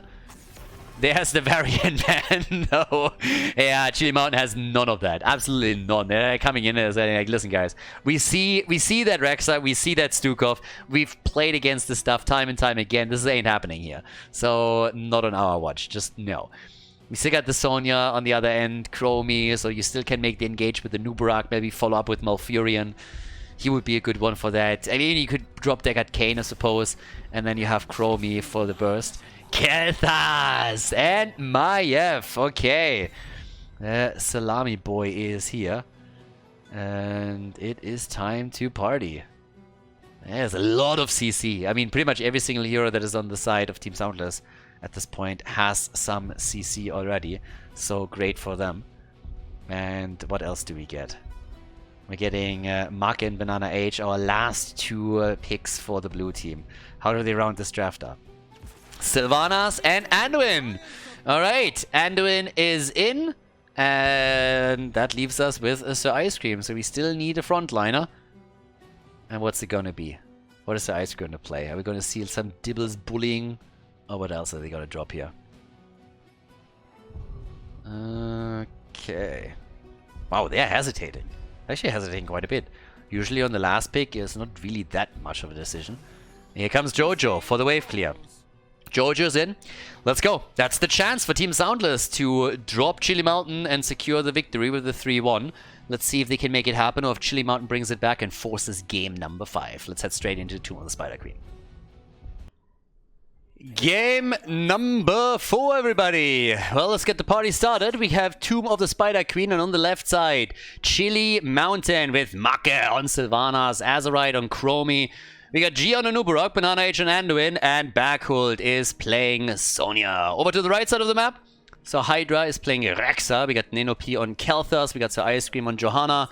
And at the right side, we got Shamzik on Stukov and Farlander on Maiev. Okay, well, this is the opportunity for Team SoundLess to make some of the big plays here. We got our Salami Boy on the side of the red team. Shalanor. Salami. Yeah, we definitely know what he wants on his pizza. No pineapple, I can tell you that much. Nope, he's a salami fan. But we got the Dragon's Breath build for Chromie on the level 1, straight up into the deep breathing over here. And time will tell what Team SoundLess can get away with. Honestly, game number 3, it looked for a long time like Chili Mountain would be the one taking the W.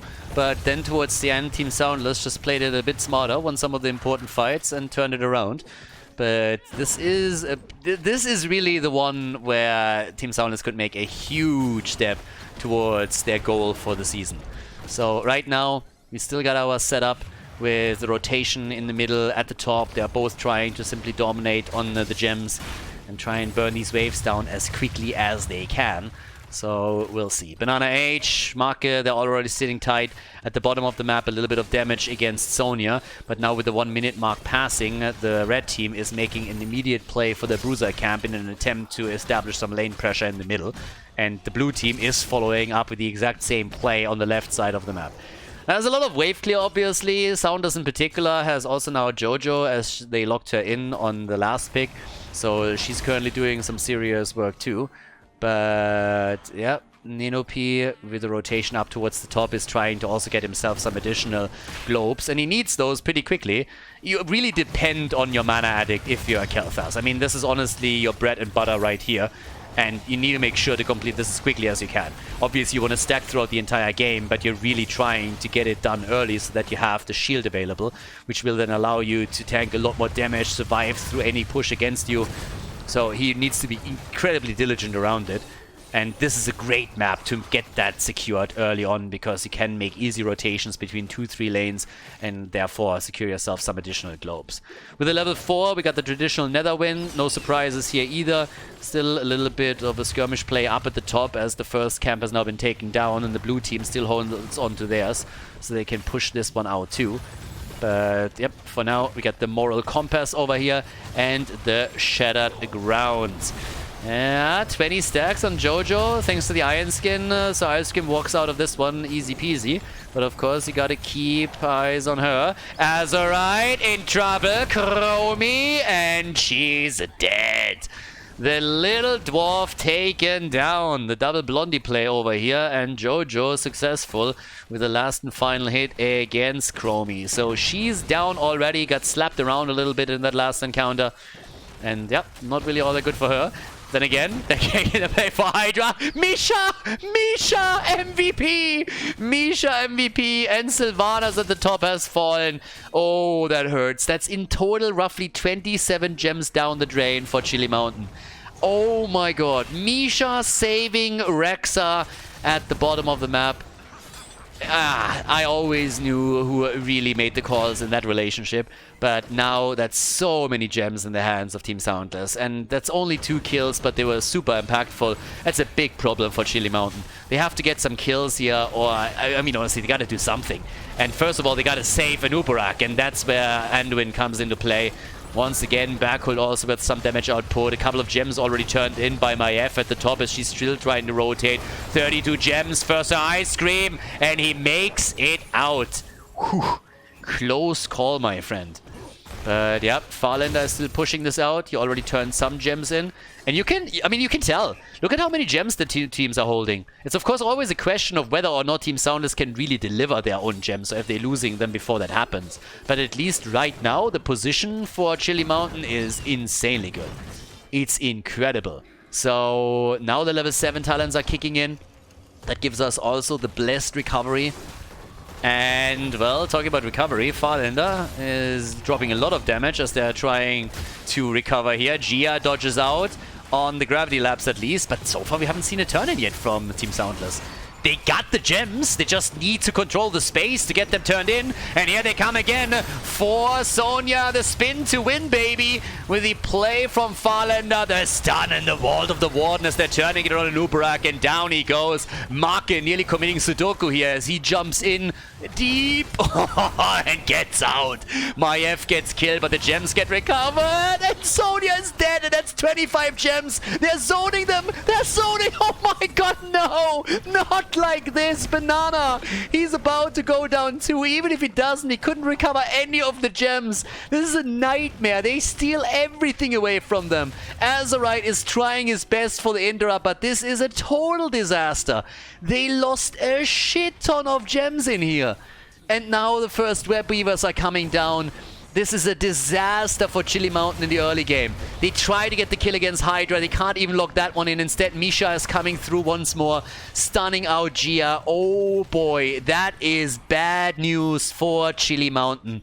They need to get some kills in against the gem carriers. Against Ice Cream, for example. This is rough. 16 stacks on top of that for Kalthas on his level 1. 7 for Rexa. And now level 10 is going to drop into the hands of them very, very early.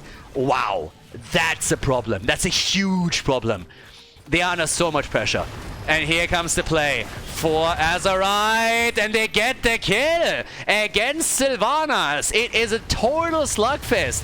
They're turning Tomb of the Spider Queen into a graveyard. Tomb of Chili Mountain is what we're looking at here more than anything. Gia with a 3-2-3 moment. They need a little bit of a breather here. And the level 10 gets also used to immediately get a jump on Anduin, who's now cocooned, so that's another problem at the bottom of the map. Bakul is trying to defend against Hydra. In the middle, Gia is now rotating up 2. Guys, this is a disaster. The disc of Maiev was just so impactful here. It's half a level that is still missing until level 10, so Anduin is pretty much down. You got Sir Ice Cream already right next to him. He doesn't have his ult available anymore, but Farlander can come through with the tether. We got the Web Weaver, and if you just look a little bit further down to the bottom right, you see Nenopi and Shamzik coming through too. That's a Gravity Lapse that's going to be available, and Shamzik also has his follow-up too with a low blow, so that is just crazy. This setup is a bit nuts. We got 16,000 damage off our Rexa. He's been crushing it. Misha's been crushing it. Rexa had little to do with it, honestly. 17,000 for Sonya, but that is a bit... that is nasty, honestly. And the gem count?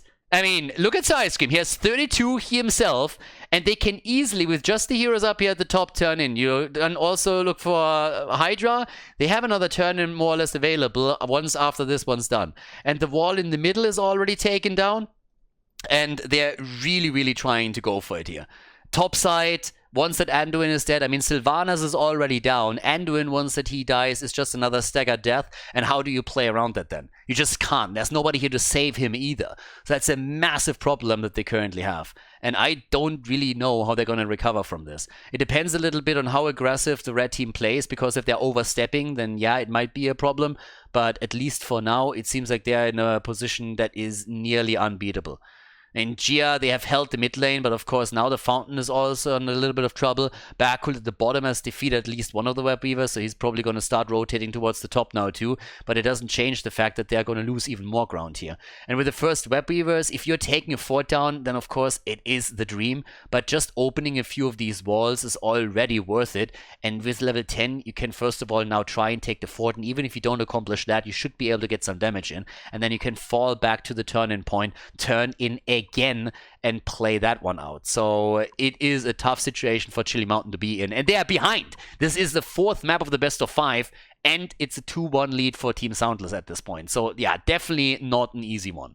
Well, as we're back to business, here we go. Anduin, yeah, no son. No chance. He's down, and so is the top fort. Again, what can I say? It is not looking good for Chili Mountain. Not even a little bit. So, here we go. The rotation. They can soon turn in again. They're even moving into the middle in an attempt to take Gia down.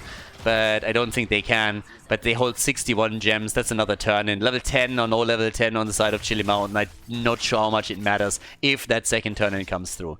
Now, there is obviously always the chance that you're getting a few kills against your opponent and then are able to turn things. We've seen this in game number 3. I mean, again, it was Chili Mountain that was in the lead for most of the map, and then all of a sudden towards the end, SoundLess turned it around. So Chili Mountain, they have a chance to pay them back in kind in game number 4. But this is a fight that you gotta win now. You gotta make this one happen. Blessed Shield is out, the follow-up, and there's the kill. And Nuburak is dead. And that was a quick one right here. The disc gets thrown out by Farlander, but it doesn't connect. And that is another turn in. Red Web Weavers coming down once again. 2 in a row. The boars get unleashed. Oink, oink. And they are rushing straight up for the remaining heroes. But they're all playing super defensive right now. This is more than a little bit nasty. I mean, already the damage is in. The quest is completed for Nenopi. The top fort has fallen. In the middle, there's a little bit of action happening. We already got Maiev here sitting at the side, trying to see if she can maybe follow up on someone. Here comes the play for her, and Farlander goes down. Not like this. Is this the setup back into the game? The Web Weavers are still pushing. They're doing damage, but they're trying to follow up with additional kills. The Cocoon is out there, attempting to make a play for Stukov, and Stukov is down. Admiral Stukov. Yeah, just lost his rank, but, well, the structures are losing a lot of hit points, and this one down at the bottom of the map loses everything. This one is down. And at the top, that is a big opening, honestly, for the lane that also has the boss as a potential threat. Level 13 talents are in.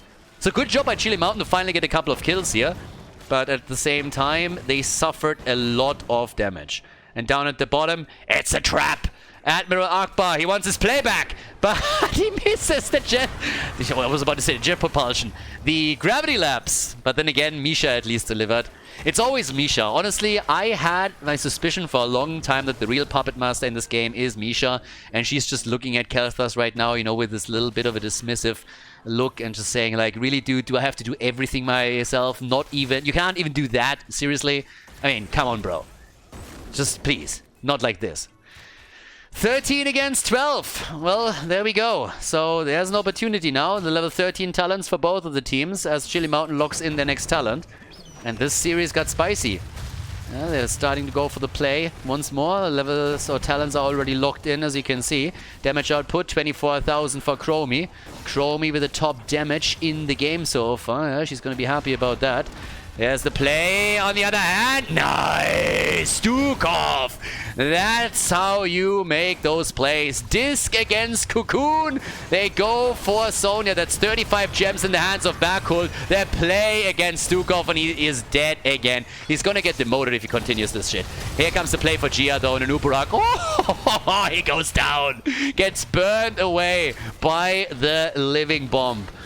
Yeah, that is another dead beetle. 10 kills to 4, and so far the blue team hasn't turned in once yet. Not even once. They hold 63 gems though. They got a chance now. They got an opportunity to get the turn in, but they also got to defend up at the top, down at the bottom. Bakul is moving in. He's the one with the 43 gems. He's the one they have to keep an eye on. Yeah, straight up towards the bottom turn-in point. They're trying to also control that, of course. Could also deliver the final 30 gems that they have. So Ice Cream and NOP both hold 11. But here comes Backhold. On the little piggy.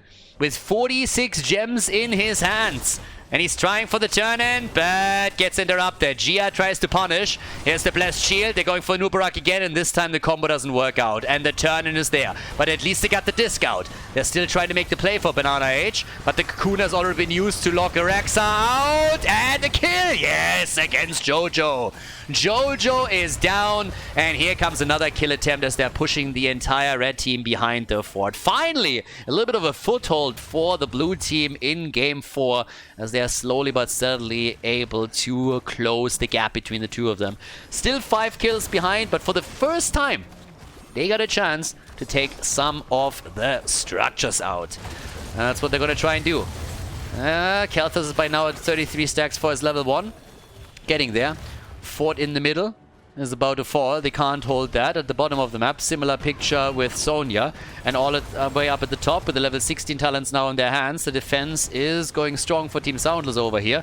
But they are losing a lot on ground on the rest of the map. And the problem, of course, is that with all the experience that drops now into the hands of Chili Mountain, they're catching up. And they got the level 16 talent. I mean, as it stands, they're drawing even completely. Maybe not in kills, but they got everything else. Epic Enter has now been taken on level 16 by Inubarak. He can epically enter the backline with a new talent. And on top of that, we also have for our boy, we got Ignite after the Pyromaniac. So Ignite is in as well. And yeah, we got a bit of a game on our hands, don't we? It looked a bit like it could have been a beating as the game started. And Team SoundLess got the initial kills and just did so well controlling the gems. But now, the situation has changed a little bit. Still enough gems for a turn-in on both sides. Now, technically, Team SoundLess is one turn in ahead, but it's all about how much damage you can do with those bad boys. And here comes another Web Weaver wave for the blue team. They lock it in again, and so far, so good. So that's a chance right here to get even further ahead and maybe also knock one of those keeps down a couple of hit points. And Nubarak, oh, 1 stun, 2 stun, 3 stun, and he dies.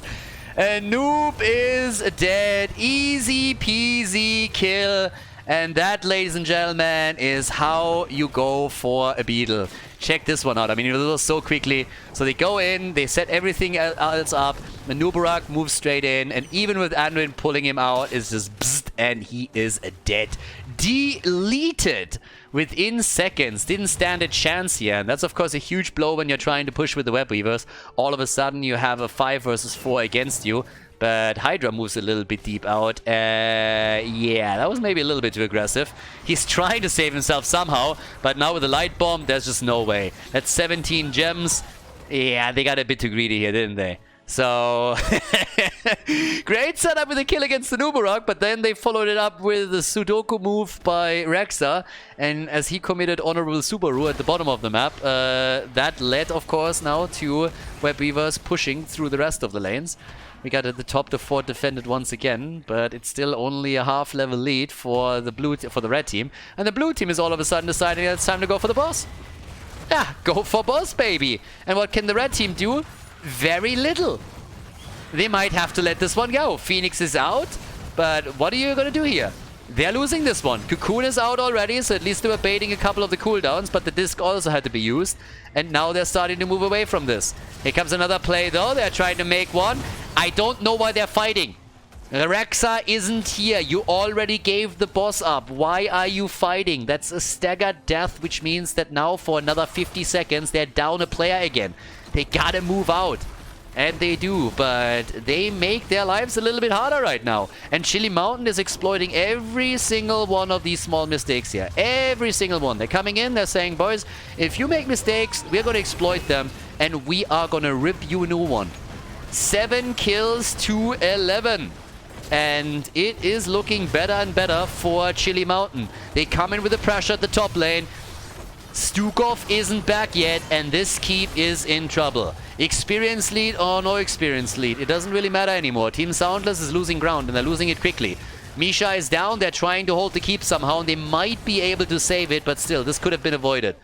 Farlander's trying to force the fight against Chromie. She gets the disc. Yeah, but they're getting a play. And again, another stagger death. Stukov back, and then Johanna is down. They are running it down top lane.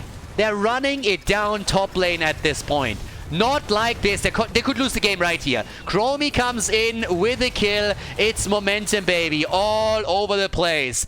And Chili Mountain, they are in high spirits. They are super, super happy about this, as you can hear. Because that's a chance to end the game right now, and that should never have happened. They got the early level 20. The core is falling, and we are going to go to game number 5. Team SoundLess just threw the game away. They just threw it away. The Game of Thrones. They had the play, they had the victory more or less locked in, and then they just completely ran it down top lane. This is game. We are going to game number 5.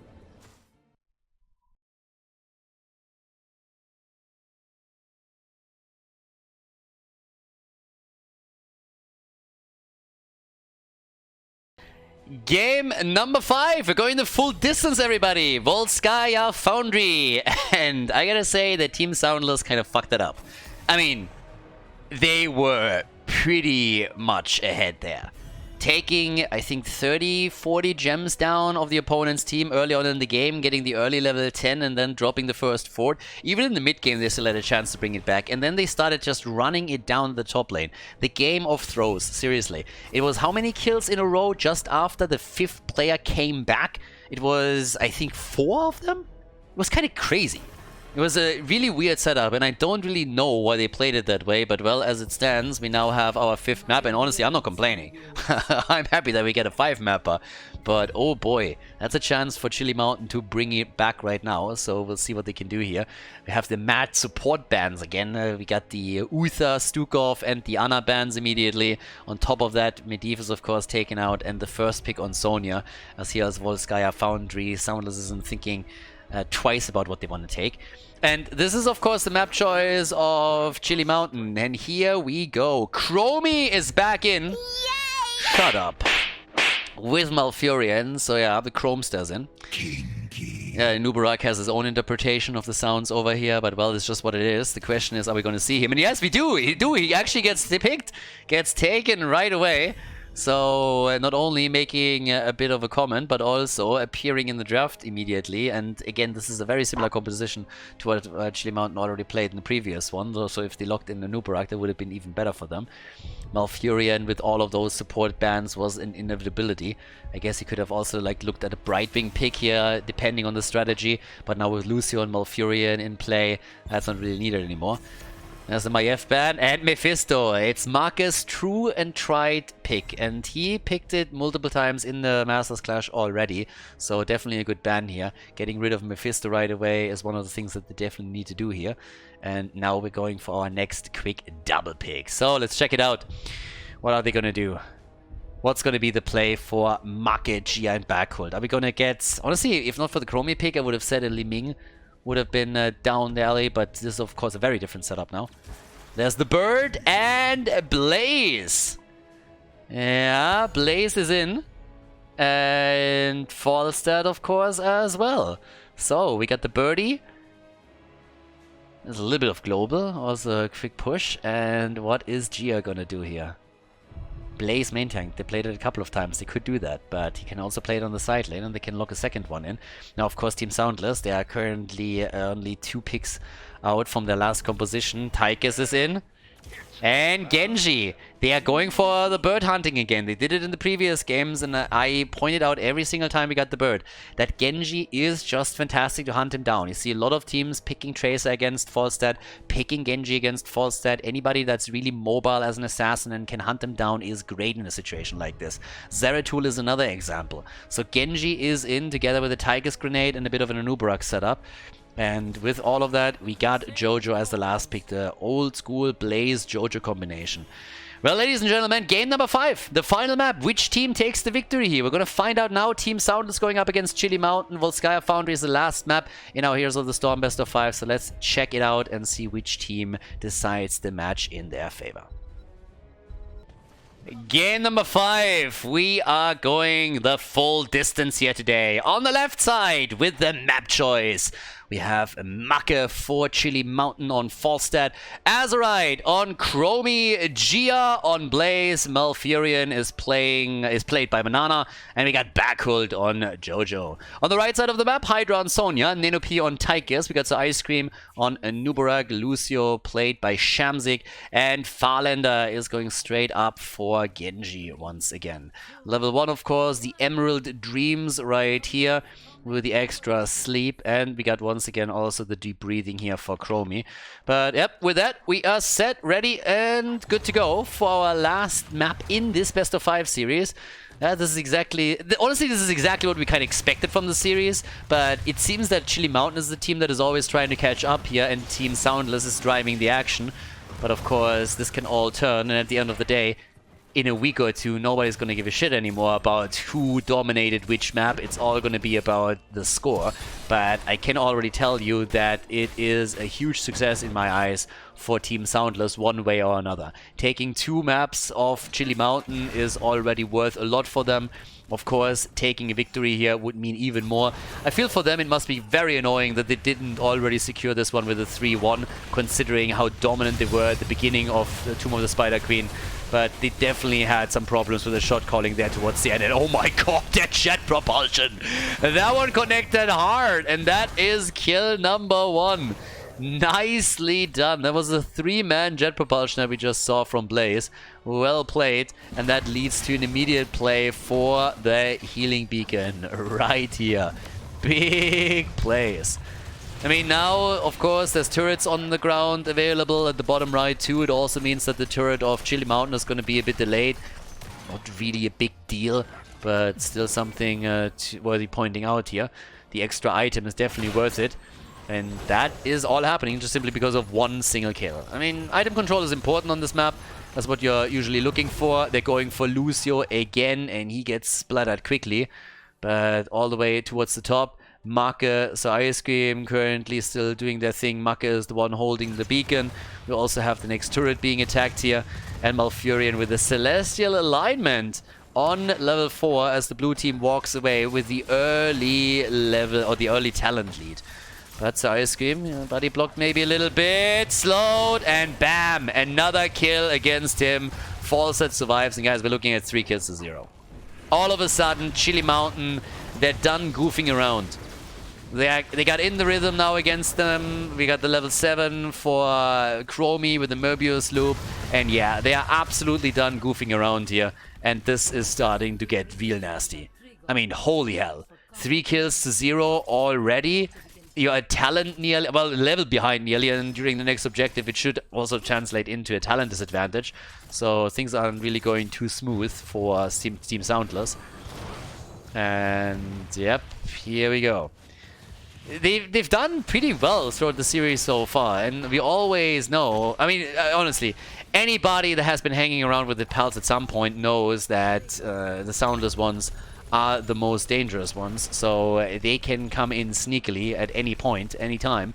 So Chili Mountain shouldn't really just tick that one off as, alright, we got this. But they can definitely now bank their hopes on taking at least the initial advantage in this game because of the objective. Level 7 is already kicking in. That gives us a secret weapon again. Now that, as I explained, the old boomerang is baseline. That's actually a talent choice that's totally viable on Falstad.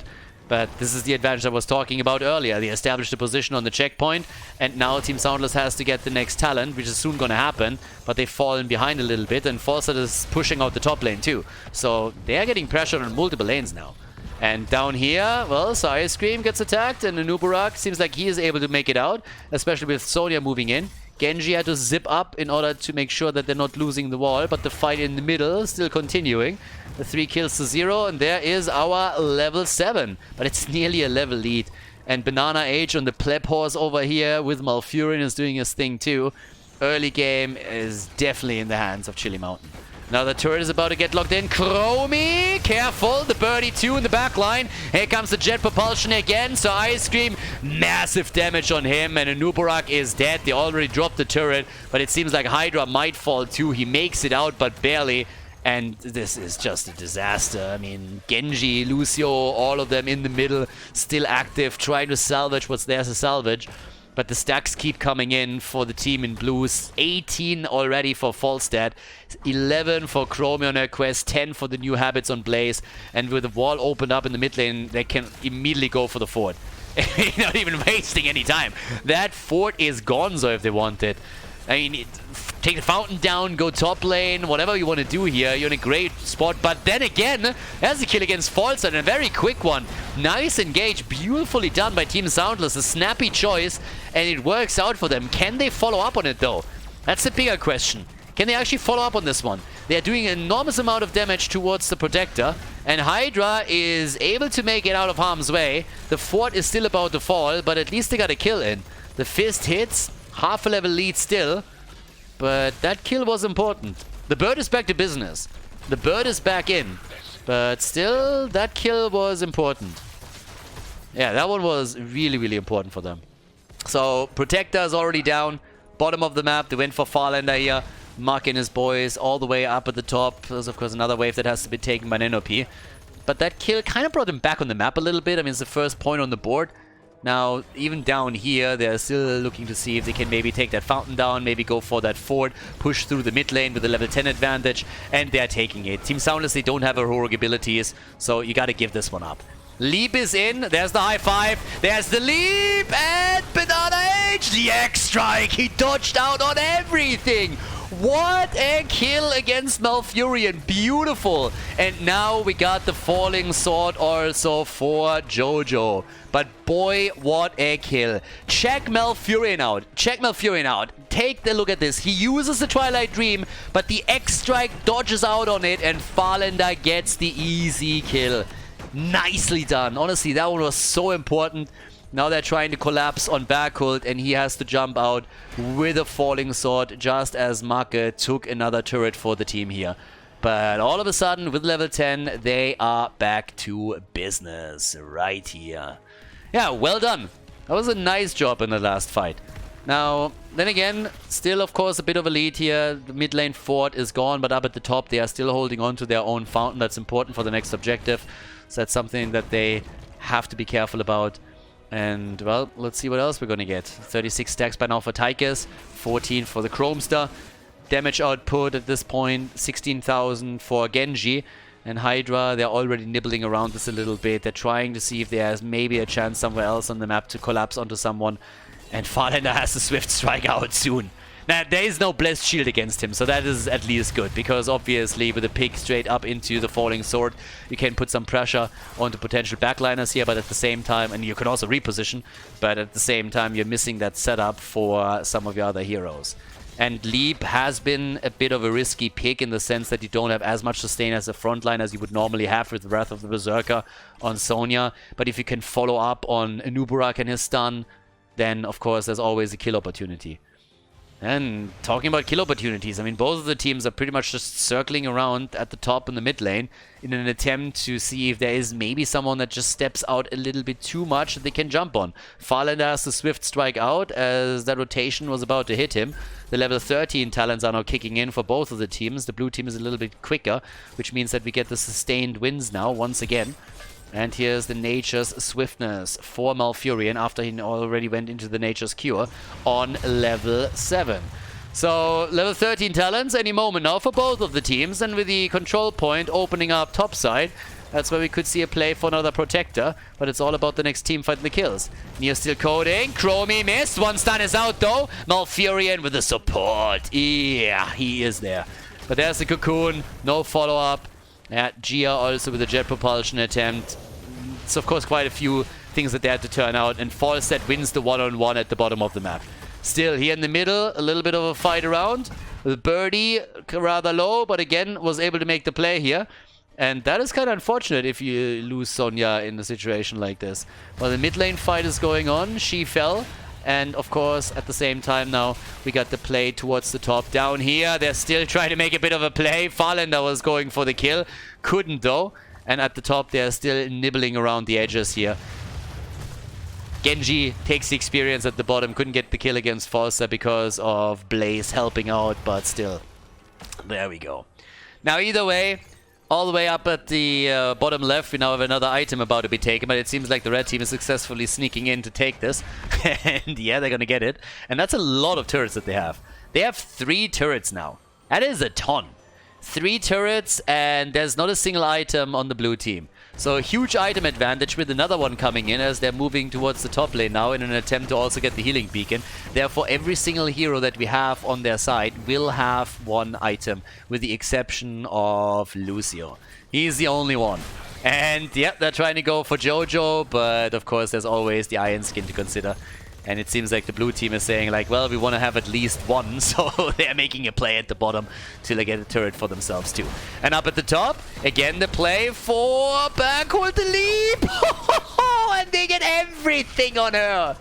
Everything on Jojo. Easy kills, but now the lanes are getting pressured. And that kill was, of course, kind of nasty. I mean, they really followed her all the way for this one. And they got her! They got her and they opened this up, so it's a 4-4-4. They're accelerating the pace a little bit. 94% against 66 now. And they're looking for a flank move once more. With the level 16 talent, they have, of course, a slight lead. But look at Gia. Gia is already getting a little bit murdered. It's a 5 versus 4 on the map as we speak. So you gotta be careful. Lead and experience or not, that doesn't really matter. Even the talented advantage is to an extent at least negligible if you have such a big advantage here in numbers. So you don't want to take that 5 versus 4. But now that we're looking at nearly even experience, the Protector has to slow it down slightly so that they can bridge that gap. And Tychus is trying to do that at the bottom of the map. It's the main reason why the Protector is not playing more aggressive, because they know that with the talent disadvantage they shouldn't really go for a fight. So, yeah, there we go.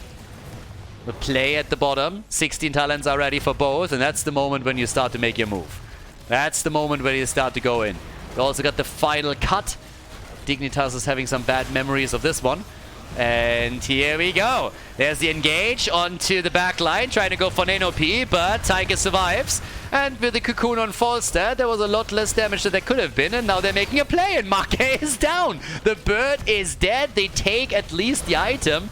But, of course, everybody's on the run now, and that Protector is still doing damage as they're trying to get a kill against Gia, and they drop the Fountain, plus a play for the fort itself. And talking fort, the one at the top lane is also in trouble, as you can see on the minimap here. It seems like an Uberang might falls! He gets into the Protector and gets away. Hydra's on the run. Tychus is down. They're going for the play down here. Shams is covering the angle. Hydra nearly taken down by the minions. Malfurion drops. Ice Cream is about to die. The bunker is out. And yes, there's the play against Hydra with a falling sword, but he doesn't even die. Instead, we have Genji coming straight in for Chromie, and she's toast. The bird is back, goes for Hydra. What an insane fight. The fuck is happening here? Heroes coming back to fight it out once again. 8 kills to 6. The top 4 has fallen to the minion wave. Farlander finally goes down too, and we have level 18 versus level 17. What an insane setup. Oh boy. I mean, again, Ford is down over here and they just crush it. Absolutely crush it. Bottom of the map, Nano P, they're going for the next item, but holy hell, that fight just didn't have an end, did it now? 0 deaths, by the way, on Blaze. He's the only one that hasn't died a single time. They steal it away. Easy peasy steal right here. And of course, that experience gap is widening. Chili Mountain has taken every single fort of the opponent's team away. And they got the lead for the next objective, because at the bottom of the map, we still have the fountain, we still have the fort. Got the objective coming up right here, and all of this has already been eliminated. Now another item gets taken, which means that we're looking at a healing beacon, and we're looking also at an additional turret. Everybody is just like trying to play around for some additional items now. Another 2-minute counter, of course, here on the camp. 2 levels to 1 level until level 20 finally hits. And Falset is already pushing the bot lane out a bit, since Sonya is holding the top and is trying to do the same thing here. Taking some of the walls down. Jojo is already on the way, so Ice Cream is waiting this one out too. Shouldn't really make a big play here. And the rest of the team is going to rotate up to help out a little bit. So they're going to try and do that. Cocoon is out, but they're not really able to fight this. Are they now? They're really trying though. I mean, with Bunker up, they can force that, I suppose. But let's see. There's the stun. Bunker is forced. But can they really do some damage and get a kill? I don't know. Shia is able to make it out. There's a healing beacon on the ground. They're going for a better safe than sorry play. 61 stacks now for Tychus. 45 for Falstad on the freaking fire on level 1. But there's the level 20, and that is just at a perfect moment in time. Just when the objective spawns is when we're having level 20 in. So yeah, another 14 seconds here. Camp is now getting taken topside too.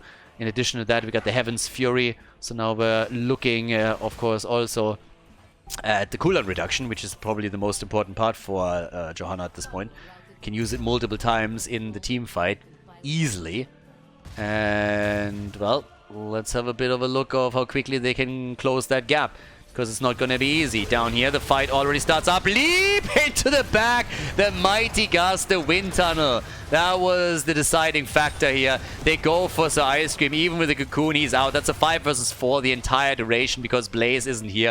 It was a decent idea to force the fight around this, but now they are in trouble. 10 kills to 6.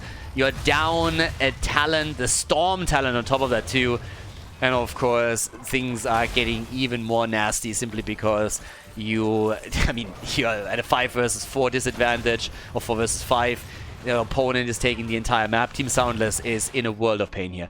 They're trying now to get at least the top lane deep push, get their level 20, but it doesn't change the fact that they are in deep shit. This is game 5. They've done so well. They've taken the lead multiple times in this series, but now they are just getting crushed. Now, it's more so of a structure problem than anything else, and around the next objective. But with all of the items that we have here for Chili Mountain, it's going to be tough for Team SoundLess no matter what. Anubarak is back in another 6 seconds. I guess he could technically try and make a play for the top healing beacon, so there's that. Now we have level 20 at least for them. 41,000 damage for Genji. On the level 20 we now get the mix and fire in. We got the big red button, ignore pain, and the living weapon. All about cooldown reduction here too. And they need to try and defend this somehow. The bot lane gets already pressured. Protector is slowly making his way over, and, well, Azerite is here. It's going to be a 5 versus 5. The goal for the blue team is to go for core. For the red team, in an ideal world, they would stop it after the keep, I suppose. And to be quite honest, 17 minutes into the game, if you should be able to stop it after the keep falls. I don't think the game is going to end here, but they're going to get pushed back quickly. They're actually doing a really good job initially, at least. Maybe they can even burn the next minion wave down and save the keep itself.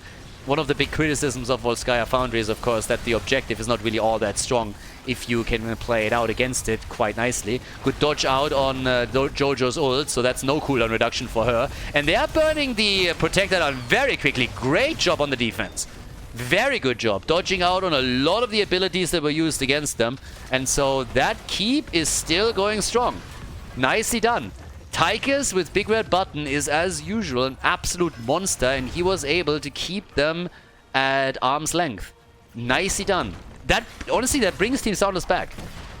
They are still a little behind in structures, and that keep obviously has taken damage, but that is not too bad. They add an item disadvantage, but it's not really that bad. It's two, honestly, it's 2 turrets against a turret and a healing beacon. Well, am I lying? Yeah, it's only a healing beacon. No turret. But again, that's not too shabby. Could have been much worse here. So it was a decent one. And it is still game 5, so you don't want to risk anything. Chromie is sitting at 44,000 damage now. We got 42,000 for Genji. Tychus at the 38k starting to catch up. And they're already trying to go for some little traps here. And instead of going for the turret, they're gathering up at the top. There's a minute on the timer now. And yeah, everybody's just waiting for a mistake to be made on the other side. I mean, again, the entire match is on the line here, right? If you don't win on Volskaya Foundry, then it's a loss in the match. So this is their last chance. It basically has been reduced to a best of 1. The only one that hasn't died in this game is Blaze. He's the only one that survived everything so far. Now, they are all making plays for the next items. They're trying to lock those in whenever there's a chance. 10 kills to 6. But it is a really, really interesting setup now, considering that we had a 2-level lead for Chili Mountain at some point. So they clawed their way back into it. They defended as well as they could. But now it comes down to another team fight. And the next objective, of course, spawns in the middle. And as you can see here, everybody is just on the prowl.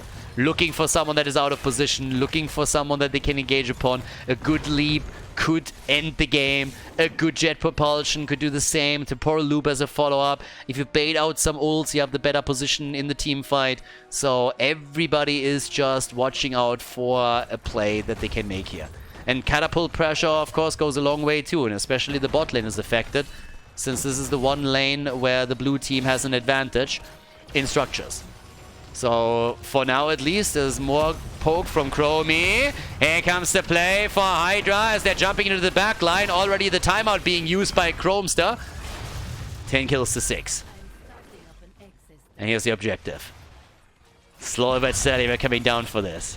Yeah, there's the engage attempt by Nubarak. Immediately punished by the ult and the kill. The time into the back line. Oh my god. Nearly the counter kills. What? And he gets 1, he gets 2. What a slaughter again. Holy shit. 2 for 2 kills, everybody. What a play. Look at that shit.